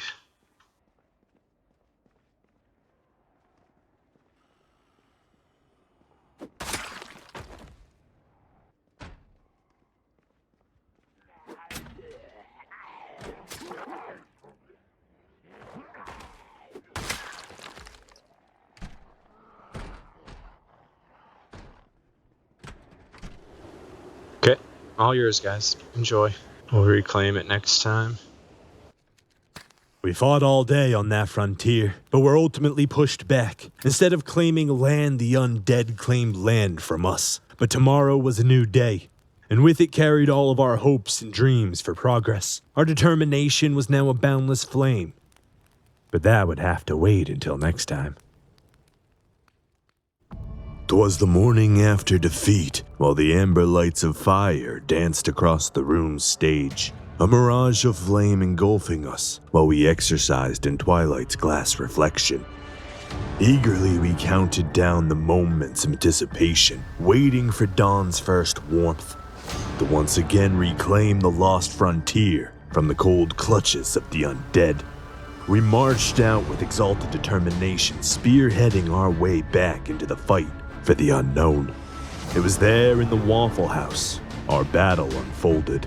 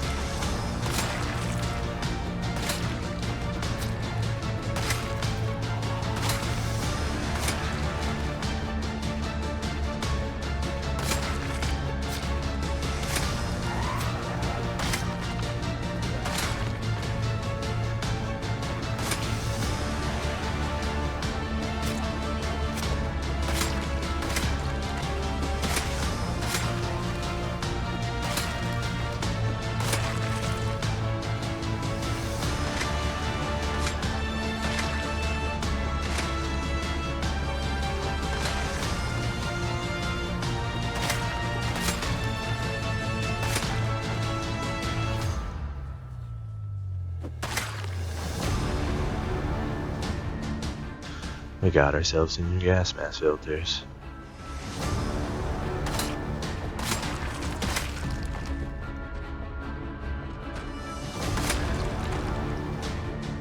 When we finally cleared out the Waffle House, we moved north, letting our adrenaline guide us.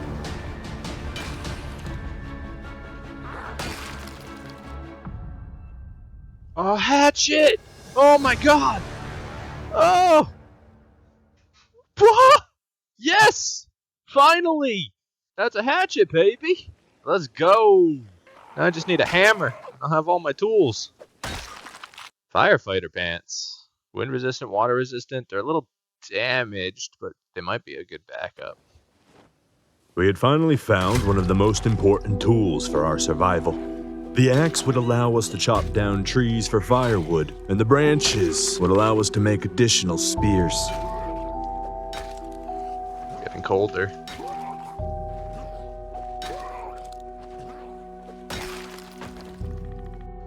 $357. Right, we need to go back inside and warm up. We're starting to freeze. We're getting really slow here.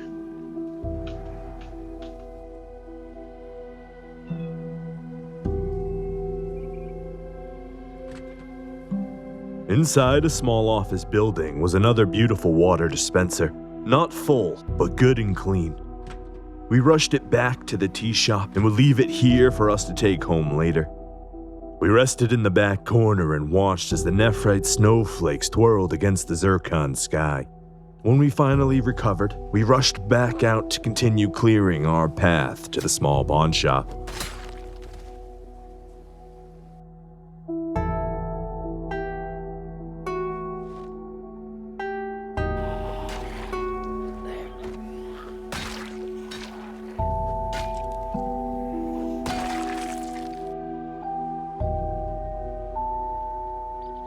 Hold up.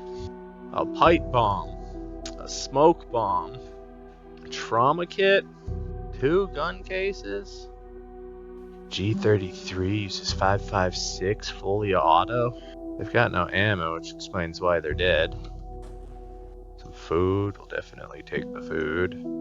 This thing does not have a key. So we got some really sick guns, but I definitely don't have any ammo for them. They might become emergency tools for later.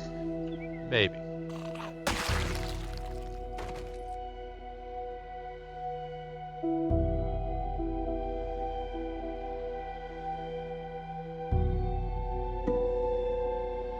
Nah, I mean, that's just terrifying. I'm good with that one. Thanks for the gas mask filter, though, buddy. Now, these don't even have magazines. Honestly, I shouldn't even have taken them. Or what's the chances I find the magazines for these? We basked in the light of the fire, triumphant in a solid few days of progress, though the harshness of winter weighed heavy on our minds that night. Alright, we warm up. And then we go. The nights inside were dropping to as low as -20 degrees Fahrenheit, but even more frightful was the harsh exposure to the eternal storms. So far, the season had brought us down to about -80 degrees, and it didn't seem like any amount of insulation was going to help entirely. Yeah, that is a really big apartment complex on a sheet glitching down there. I mean, we'll do what we can, but I think it might be best just to avoid that. Like, I've killed a few. Got a few up there we can deal with.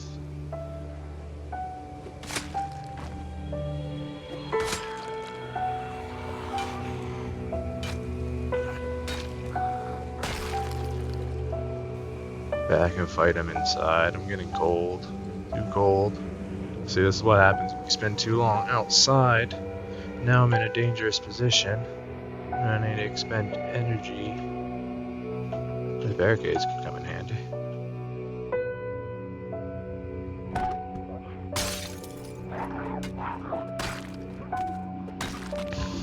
Green military flashlight could be better than what I've got. Utility belt could be good. Yeah, it's only 10 a.m. and I'm already soaked. Okay. We go home, we dry off. We rushed home quickly when the storm soaked us through. We needed to figure out a way to keep us dry longer when out in the storm.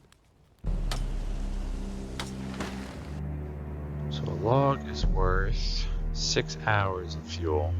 A tree branch is worth 1 hour, and a twig 15 minutes. We took the liberty to spend a few days chopping down trees and gathering firewood. It felt really good to finally have such easy access to a weapon and fuel supply. A secondary campfire kit? We're gonna make a forward operating fire. I think that's worth it. Let's do that. Go ahead and grab a single log for it.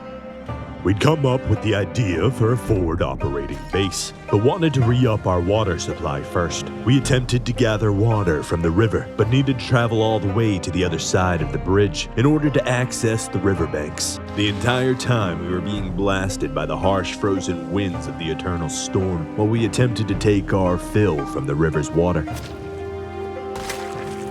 By the time we were ready to return, we were completely soaked through and frozen to the core.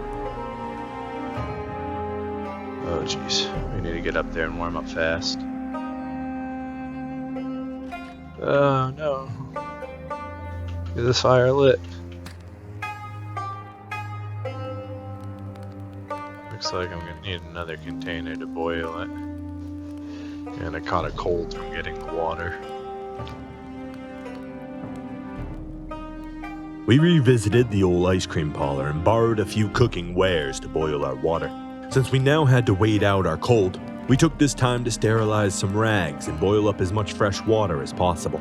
We also utilized some of our haul to make a delicious stew of peas and beans for dinner. We made sure to fill our stomachs to bursting that night to help us get over our cold as soon as possible.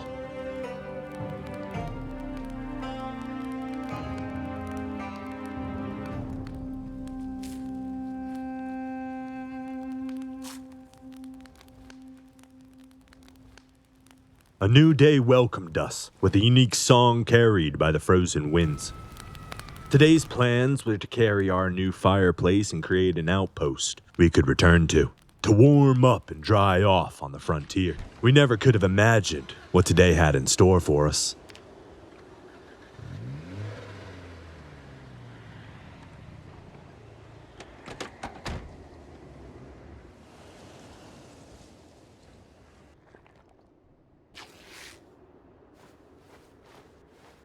He was there among the office wear waiting, with bourbon and cigarettes in wing. Yeah, I've tried to put myself at the front a little bit here, just oh. Come on, Atomic Duck, you're with me. Oh, God. Oh, Jesus! Mr. Atomic Duck led us straight to a beautiful supply of logs and a wood axe, hidden inside of a shipping container. Hopefully this doesn't all combust.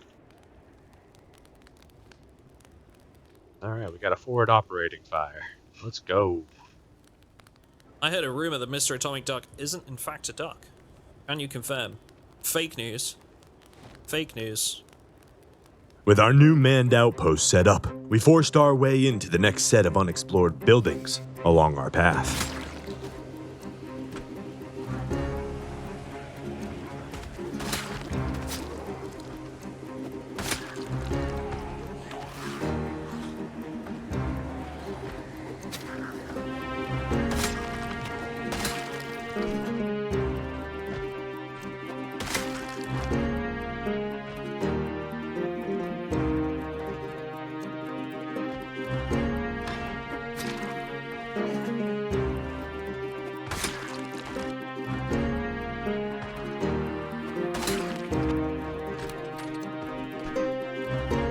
Another jewelry store.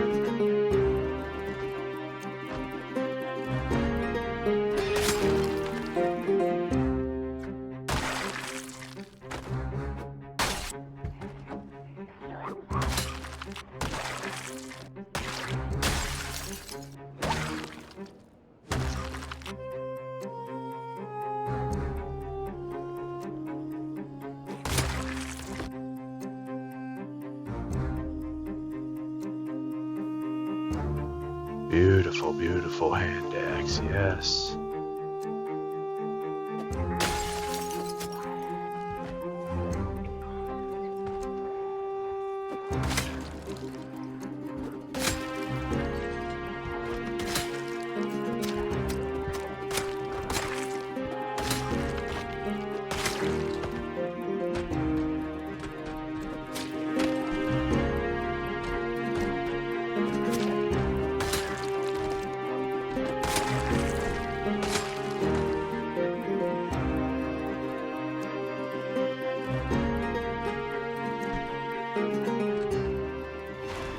Woo, woo, what?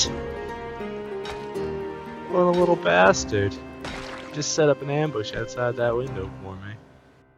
We went home that night injured with a sense of accomplishment. We'd taken over another set of buildings, bringing us one step closer to our destination, but making our path of travel even longer. It was getting more and more difficult to traverse to the front lines every day. We basked in the warmth of our fire and considered the many options we had to improve our situation. Ultimately, we would need to move our home base to a closer location if we wanted to make any progress. Driving the car to and from wasn't a good solution because of the amount of debris jamming up the roadway. We also weren't producing any extra body heat when we were driving, which meant traveling long distances would cause us to freeze.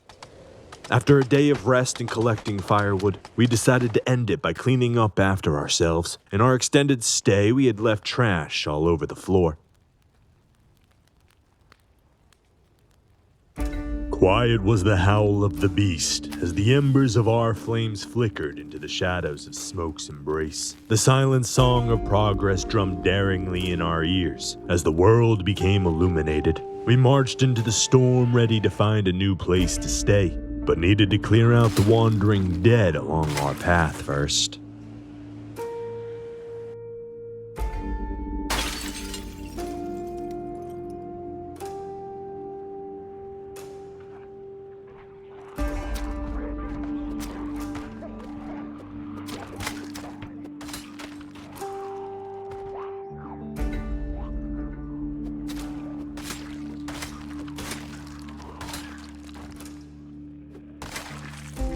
Among the horde that had wandered in was another cure for the plague. We couldn't be more grateful to have such a valuable safety net at our disposal.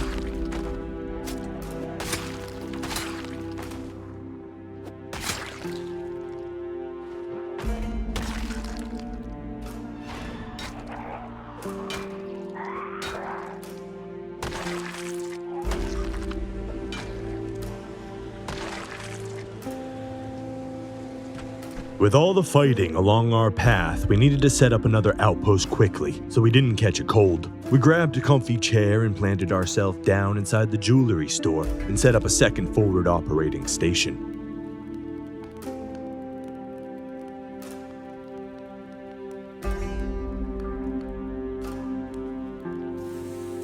When we finally warmed up and dried off, we set off for the last building on the block. Here we found our first box of nails and a tarp inside of the supply closet, but the rest of the building was barren of any goods.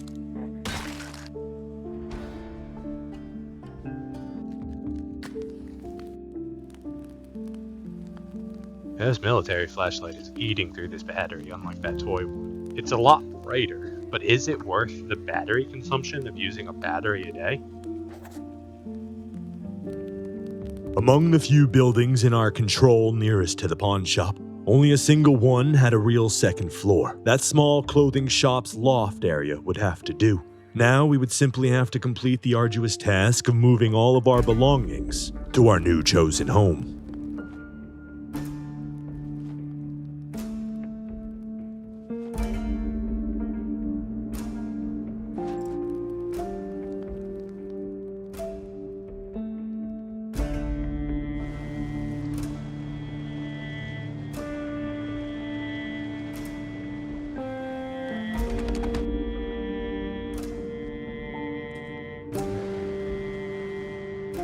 In the short amount of time it took for us to travel from one base to another and unload the car, we had begun to freeze. We were forced to take a break at our new outpost to warm up, when we were visited by an unwanted guest.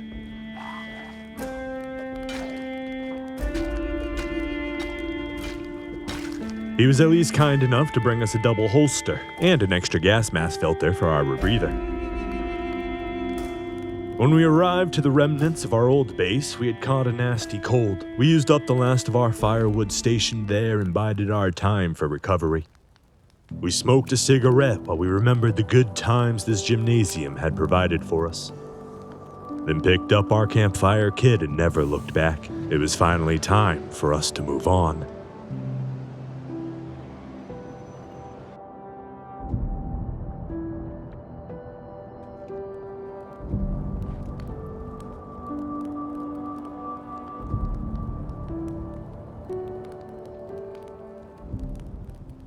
Oh my gosh.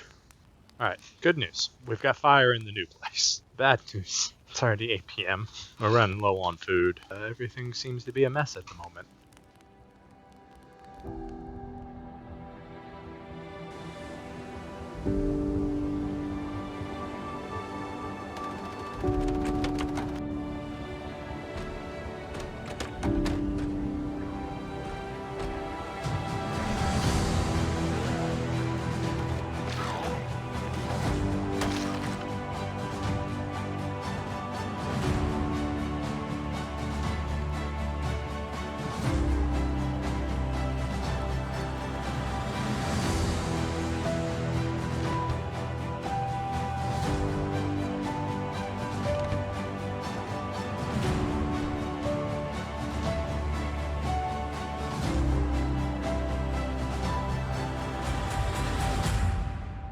We didn't notice it yet, but an issue born of haste was growing intensely behind us in the shadows of our vision.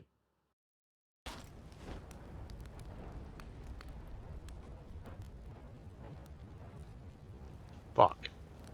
Without a dirt layer between the fire and the wooden tiles of the second floor, we had inadvertently set our new home ablaze before we could even finish recovering from the long, tedious move. And we could do nothing to stop it once it was set in motion. We could only bear witness to the destructive blaze that was about to consume everything. We watched as our little world slowly went up in flame. Our sins of sloth, greed, and pride buried the hatchet on that night's all-too predictable outcome. Our failure to utilize our abundance of knowledge left us in a state of ruin in the world's darkest hour. The flames of our mistakes slowly spreading from tile to tile, engulfing everything that stands.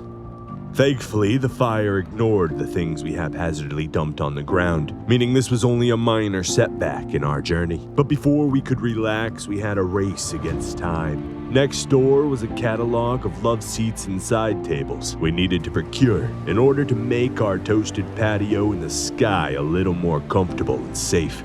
If we had waited for daylight, it would all be gone already. We pushed out against the burning embers and frozen winds, making our way through the ashy maze of our own creation.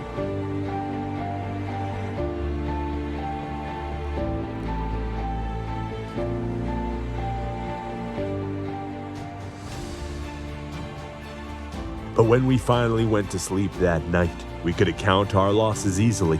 A full container of water, and an old dining room chair. When the sun finally arose behind the screaming storm, the ashes had mostly settled.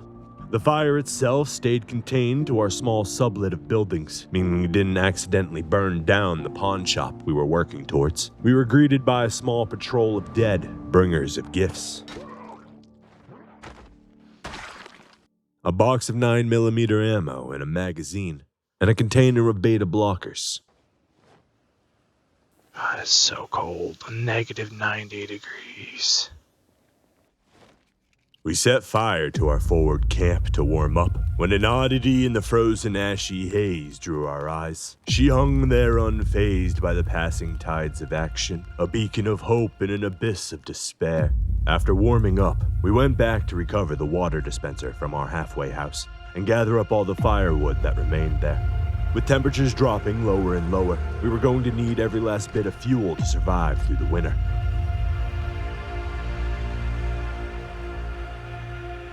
We investigated our perimeter and found the fire had spread to the next closest building, which didn't really matter. Our eyes were set on the pawn shop now and seeing exactly what the future had in store for us.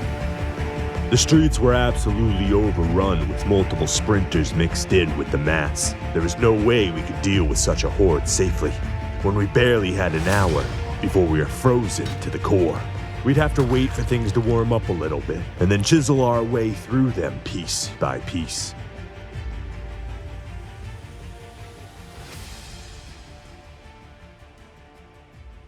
For now, we'd do what we could to survive. We'd gather the unburnt clothes and rip them to shreds for tailoring experience, as well as fuel for our fire.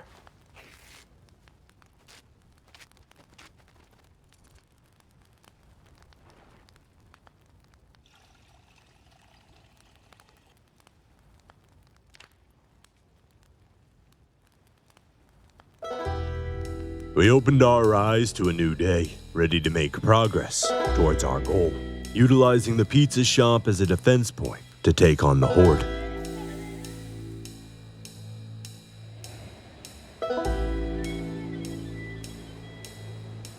-99 degrees. This is not the day to do this. Having only made it around the corner and already feeling the threat of frostbite, we decided the temperature is just too extreme to put ourselves on the front lines. We'll retreat home to grab an axe and then attempt to gather more firewood to keep our flames burning hot. The trees directly next to our building seem to be ungatherable due to being burned down, so we'd have to travel a little further into the storm to get more fuel.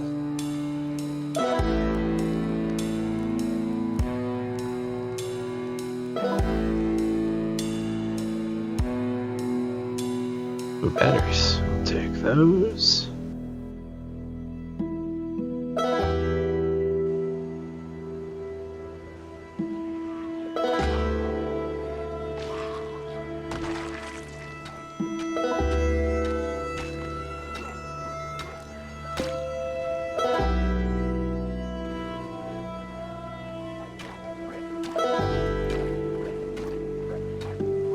"9 a.m. Exactly 1 hour after we set out from home, and we were already soaked through and hypothermic and beginning to come down with a cold.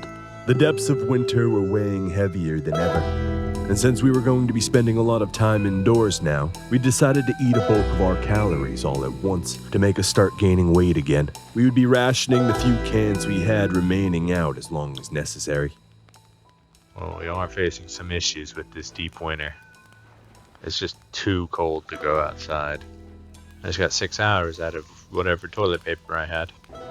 We could only travel about 1 city block away from the fire before any more would put us in a life or death situation with these extreme temperatures. Our food supply was dwindling. We had about a week's worth of food left, maybe more if we stretched it thin. And yet we still needed to keep our exercise routine in mind to make sure we were able to deal with the sprinters. Winter was proving to be a tedious revolution of getting soaked through and frozen to the core to get firewood, just so we could stay dry and warm inside.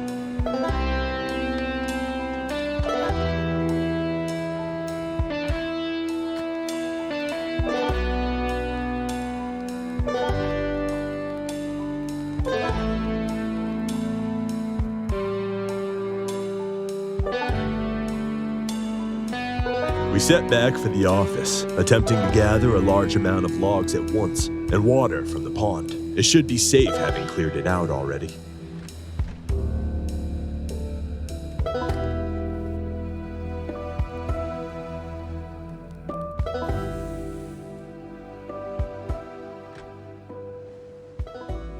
The undead had already reclaimed the area somehow. We'd need to proceed cautiously, not knowing the exact number of them crawling around outside.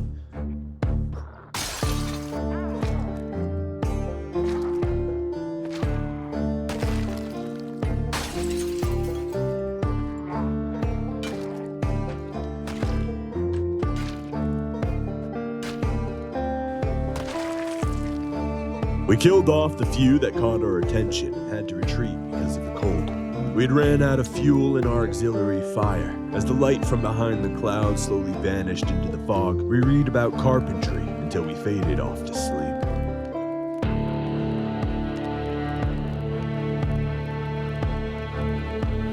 We were awoken in the early hours of the morning abruptly by the freezing wind's sudden entanglement. Our fire died from lack of fuel. Today's goals were to check out the pizza shop for any food, and of course, get even more firewood.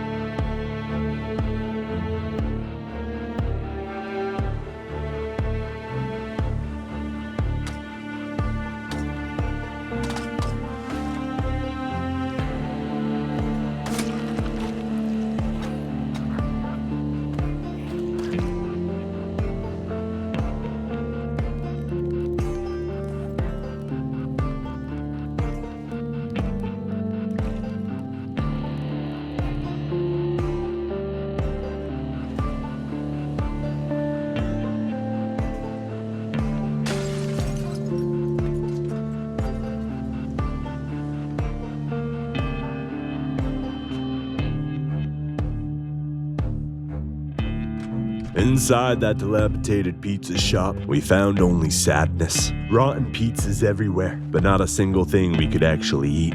All while the distant sound of car alarms carried across the winds, stirring the sleeping hordes.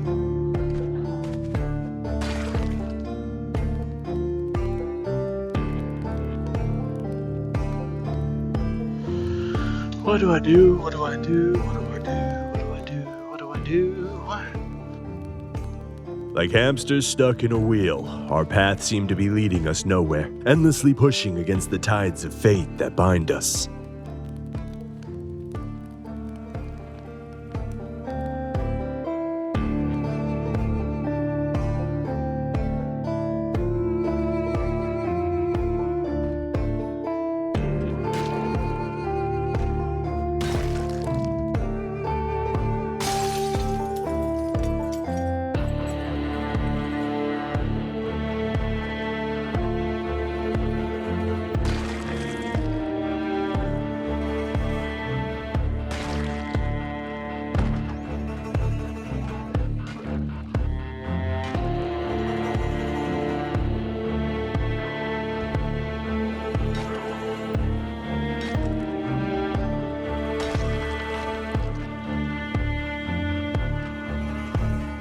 We used the clothes from the zombies for our auxiliary fire to quickly warm back up, but got a bit more fire than we bargained for. We were now on another time crunch. After we regained feeling in our fingertips, we marched back out into the storm to clear the area before the fire claimed all of our trees for its own.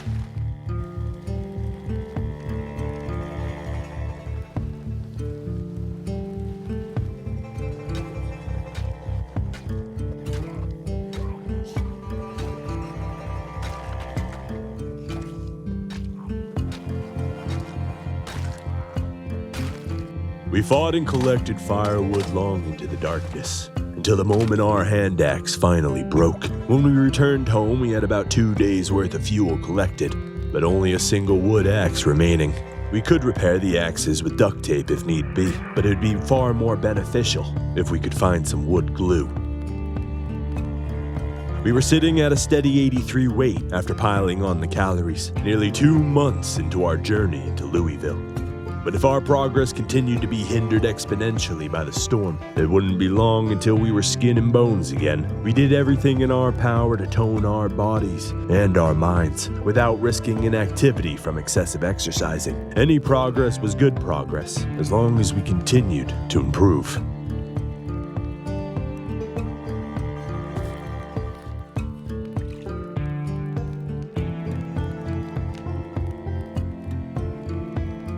We opened our eyes to a new day and relished in the nicotine flooding through our veins. We watched as the cigarette smoke swirled and dispersed into the icy cold draft blowing through the broken boards of our burnt down abode and prepared ourselves for another harsh reality check.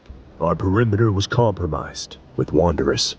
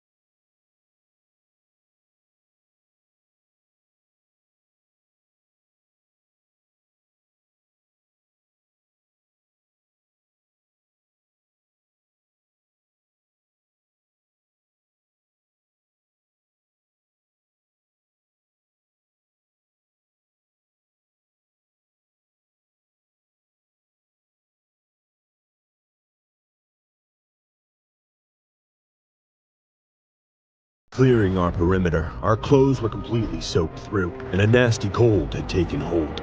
Our battle to survive the winter was only just beginning, and it felt like our goal of reaching the pawn shop and securing a more permanent residence were getting further and further out of reach. What could we do in the face of relentless, unstoppable Mother Nature? Mankind had unleashed a truly unforgiving plague onto this world, but that would have to wait until next time. Hour after hour slipped by inside our secluded refuge. We waited for our cold to pass and for the storm outside to lose their fury, before venturing back into the frozen abyss. But something had changed during our short absence. An eerie silence had settled over the streets surrounding our shelter. For us, it was the perfect opportunity, a rare chance to slip into the pawn shop unnoticed.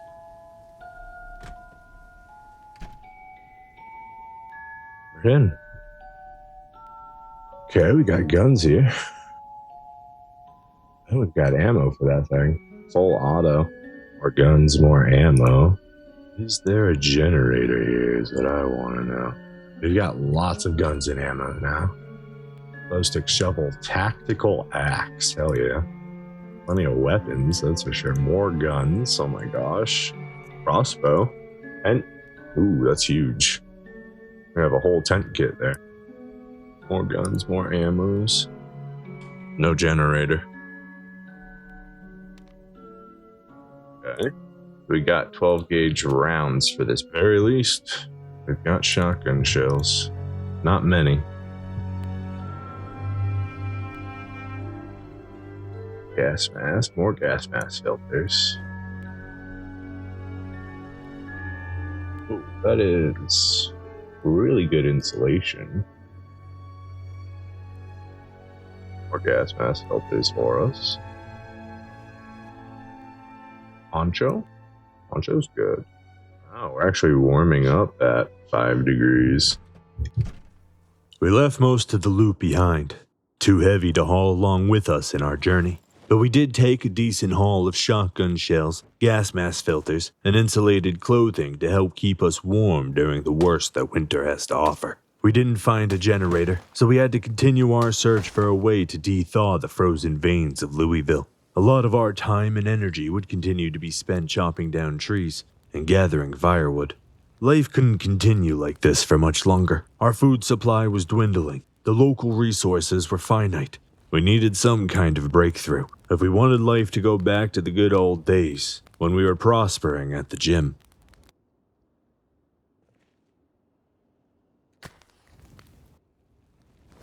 We are very low on food. 3 or 4 cans of food left.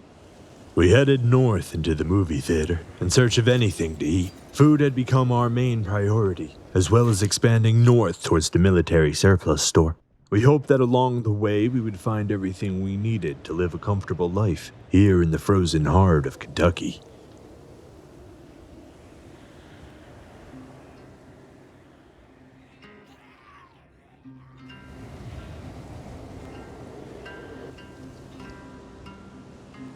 There's exactly why I didn't want to fight in that room.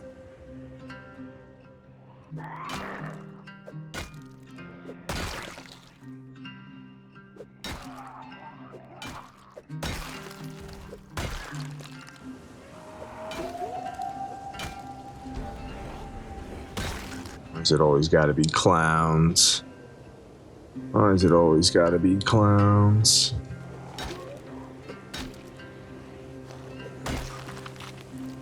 Oh god, Captain America's sprinting at us.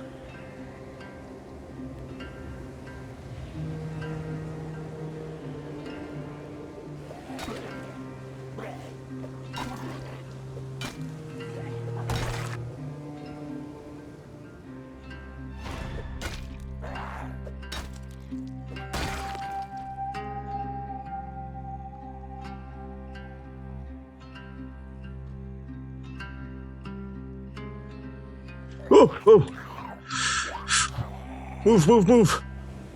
Ooh, we can't really see in there. Oh, our flashlight died.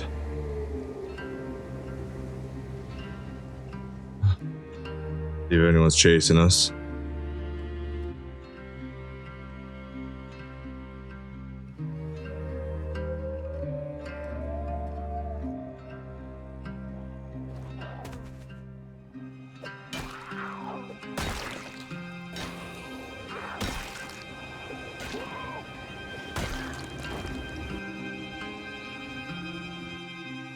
Give some unpopped popcorn or something incredible.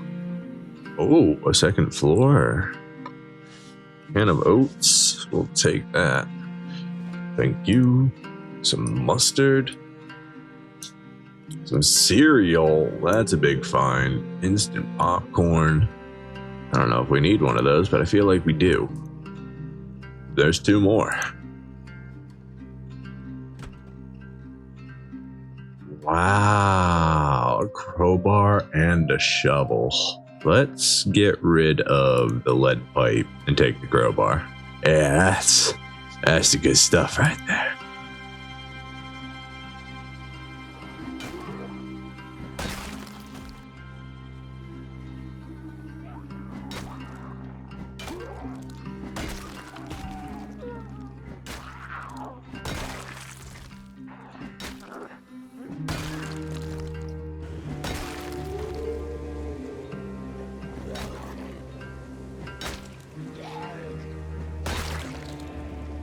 We returned home with just a little bit of food scavenged from the movie theater's upstairs abode, which had us reconsidering our current living conditions. Our distance from wood and water was concerning, and perhaps the old burned-down shack had outlived its purpose now. Maybe it was time to pack up our things and move on to a better tomorrow.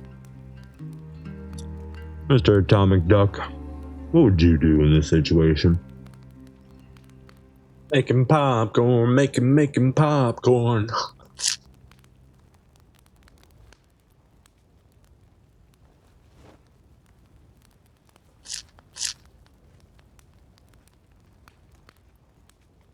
It's the little things in life.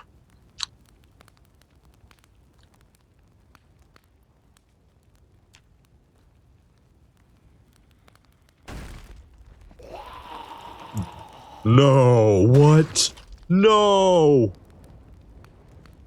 What? What? What?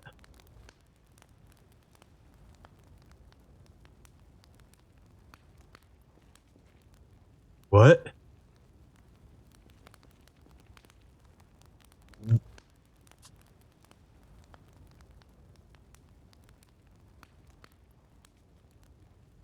What? A zombie managed to break in during the night, set himself on fire, and die at our feet, all before we ever managed to awaken from our slumber and realize we were in any danger to begin with. What a spectacularly mysterious event, one that left us absolutely flabbergasted. But the world wasn't going to wait just because one miracle had occurred. Our perimeter was constantly being threatened by the wandering dead and needed to be resecured.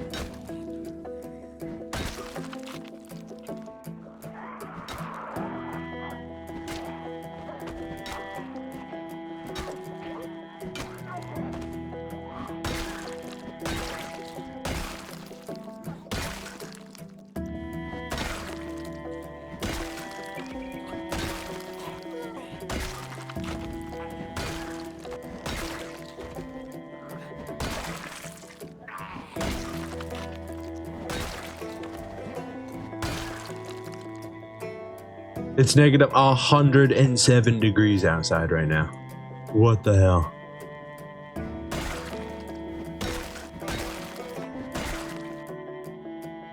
This extreme weather forced us to take constant breaks throughout the day, even with our thick layers of insulation.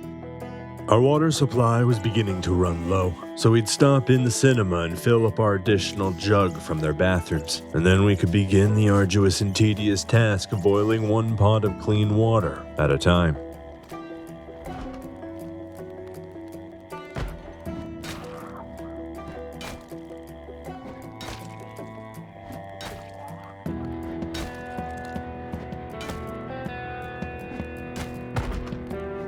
Oh no, he's too far away now. Spear, give me my spear, hurry. I need the extended reach. I can't reach him.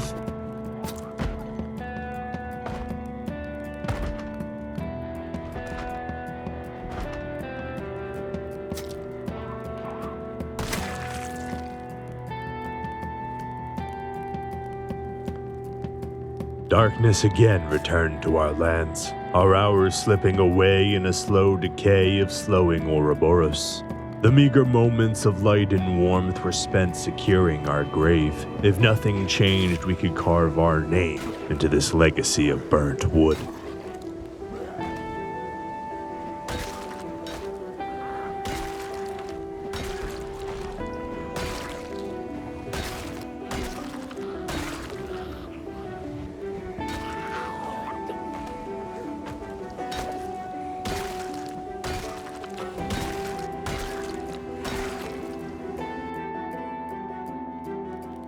Oh no, I'm sick now. This is not good. Here they come. No, no, no, no, no, no, no.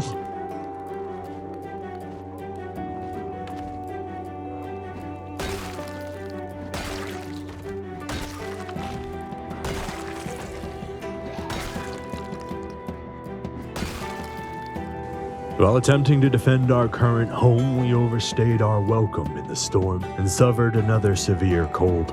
We settled in after a long base defense and planned to stay quiet until our health returned to normal. Oh shit.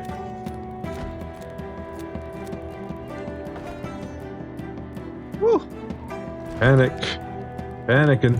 And in that moment of panic, we awakened a nightmare. A single gunshot in the middle of Louisville. Oh, that's not good. Oh, that's not good. I didn't know I had my shotgun out. No. Oh, no. Oh, fuck. Okay, we're in trouble. Get these logs on the fire. Oh, shit. Oh, and we're tired.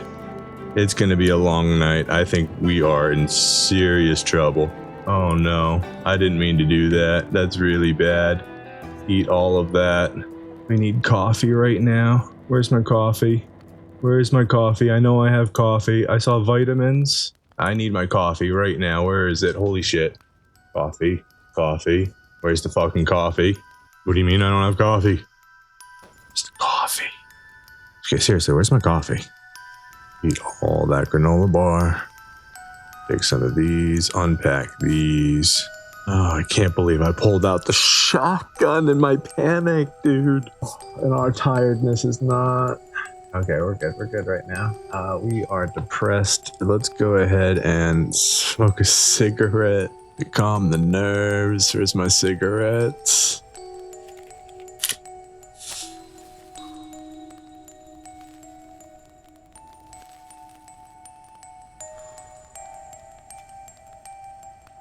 Well, let's go see what the landscape is like. We waited and we waited until the sun began to crack behind the emerald haze in the sky, expecting an onslaught of the dead to come storming down around us. But somehow that moment never came. Sure, there were a few new wanderers in the area, but our gunshot didn't bring the end of the world down upon us, so maybe it would be safe to start utilizing our pawn shop presence. We spent the entire day clearing out the area around the cinema, and then gathered another day's worth of firewood before heading home to spend the night in relative warmth.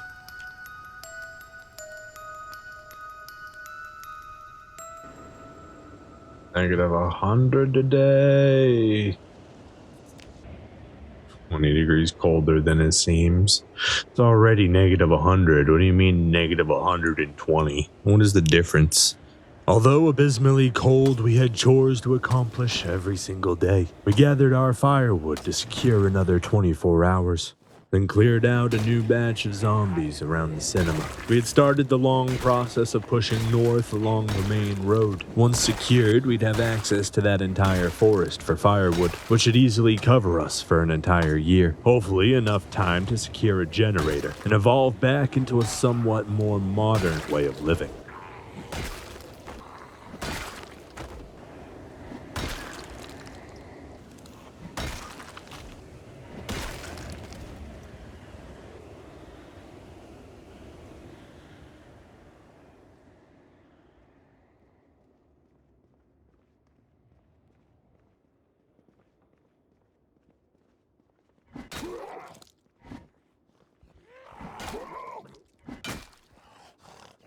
Another day had passed, and our rations were almost gone now. We had already blown through everything we had salvaged trying to maintain a secure place to live. Guess when you consider the alcohol, we've still got some calories left. We'll be a little drunk, which is not good for us. We awoke with a fire in our hearts. We were eating the last can of pineapple in our bags, and we knew we needed to make some serious progress. We headed out north with food and murder on our minds. It was time to change the power dynamic. We're all migrating. Okay. Maybe this is a good opportunity to get some food.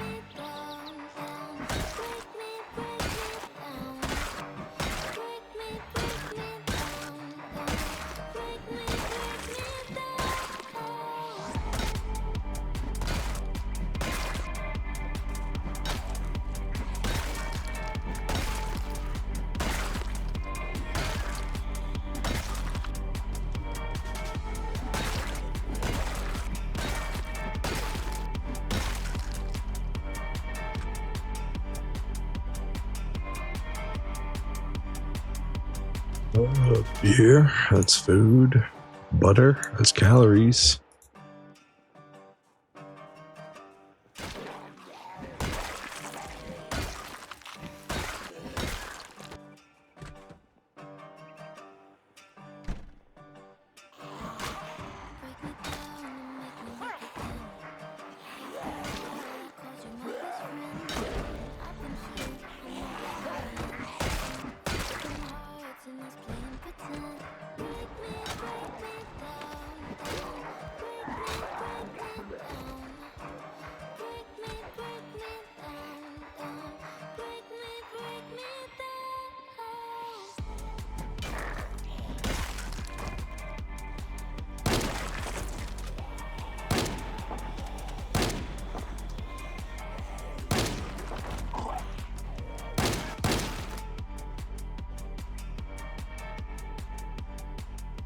After using our shotgun for clearing for the first time, we ran home to let the dust settle and find out the consequences of our actions.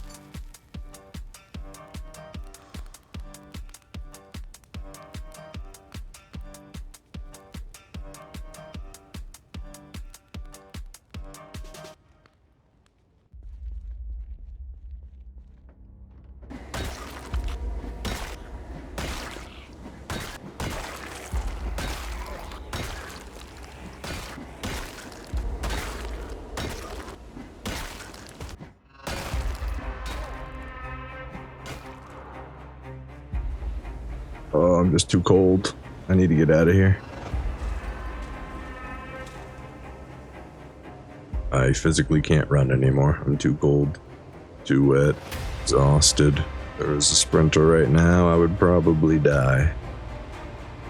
We were tired of returning to this burnt-down shop with nothing left to offer. We packed up everything of value into our beaten-down car. We were planning to live as nomads, setting down a shelter in whatever corner shop we cleared out next on the front lines. Too much of our time was being spent traversing back and forth in negative 100-degree weather. With no more stockpile of sustenance, we had only one choice, and that was to move on.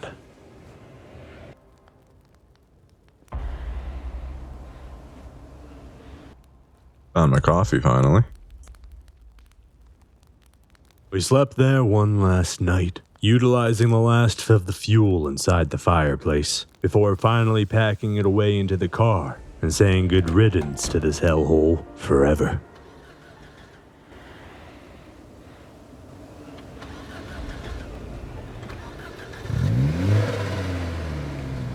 The car is not in good shape.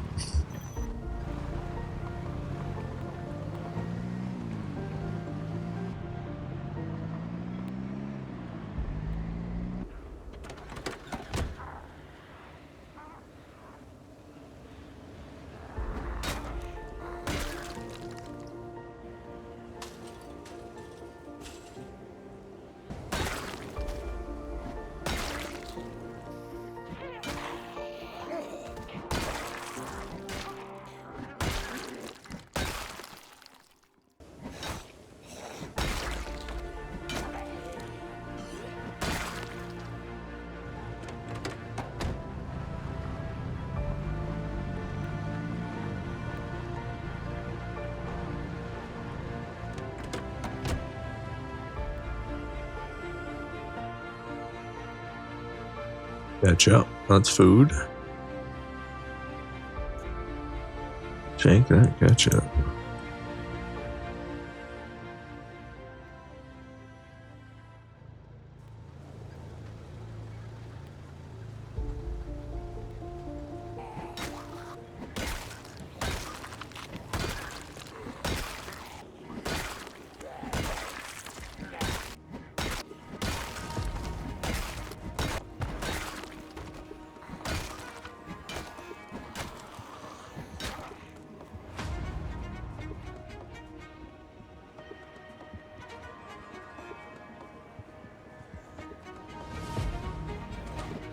Gotcha.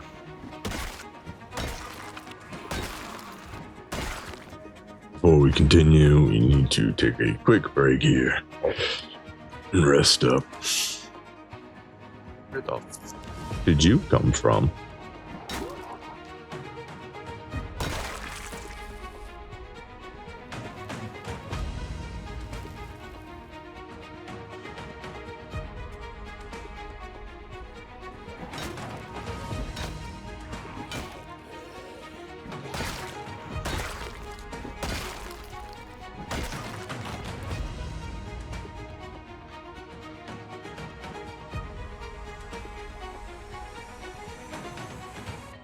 Come in handy, but they're a little heavy.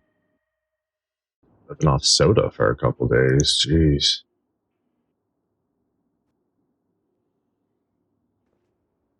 Cakes, yes, absolutely. Red licorice, don't mind if I do.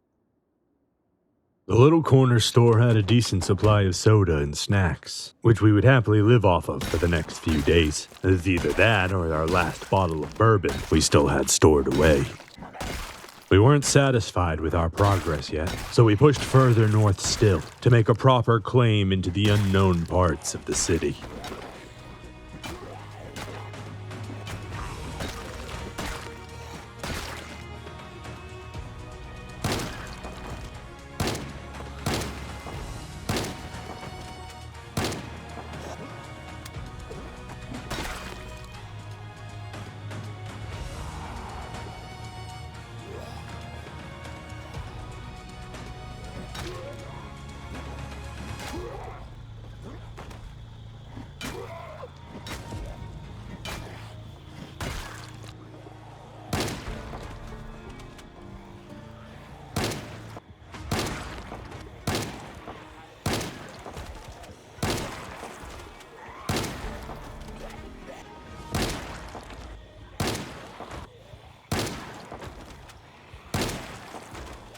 The shotgun was such an incredible tool for clearing out swaths of zombies. It's a shame it made so much noise.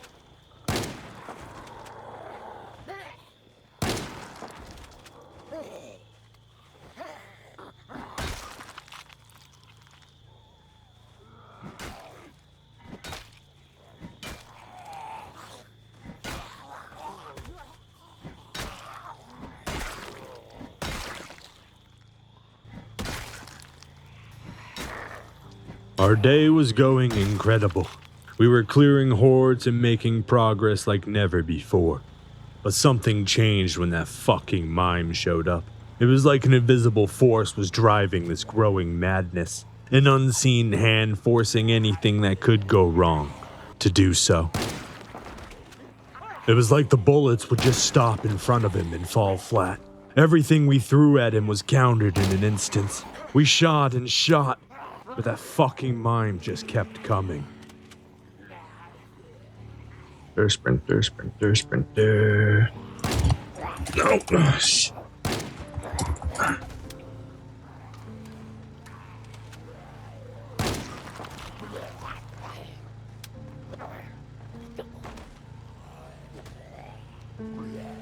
Even the handle on our door was frozen shut. Oh no. And then our foot slipped as we tried to climb the fence. Not like this. Not like this. Surrounded by sprinters and staring into the eyes of the mime, our souls screamed for vengeance as the last light in our eyes began to fade. All the sound in the world fell silent, stolen from us far too soon by the hands of an ancient evil. That fucking mime.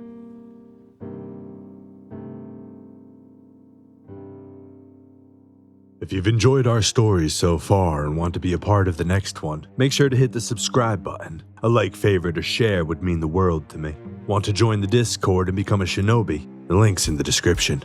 Thank you so much for being here, and until next time, friends, take it easy.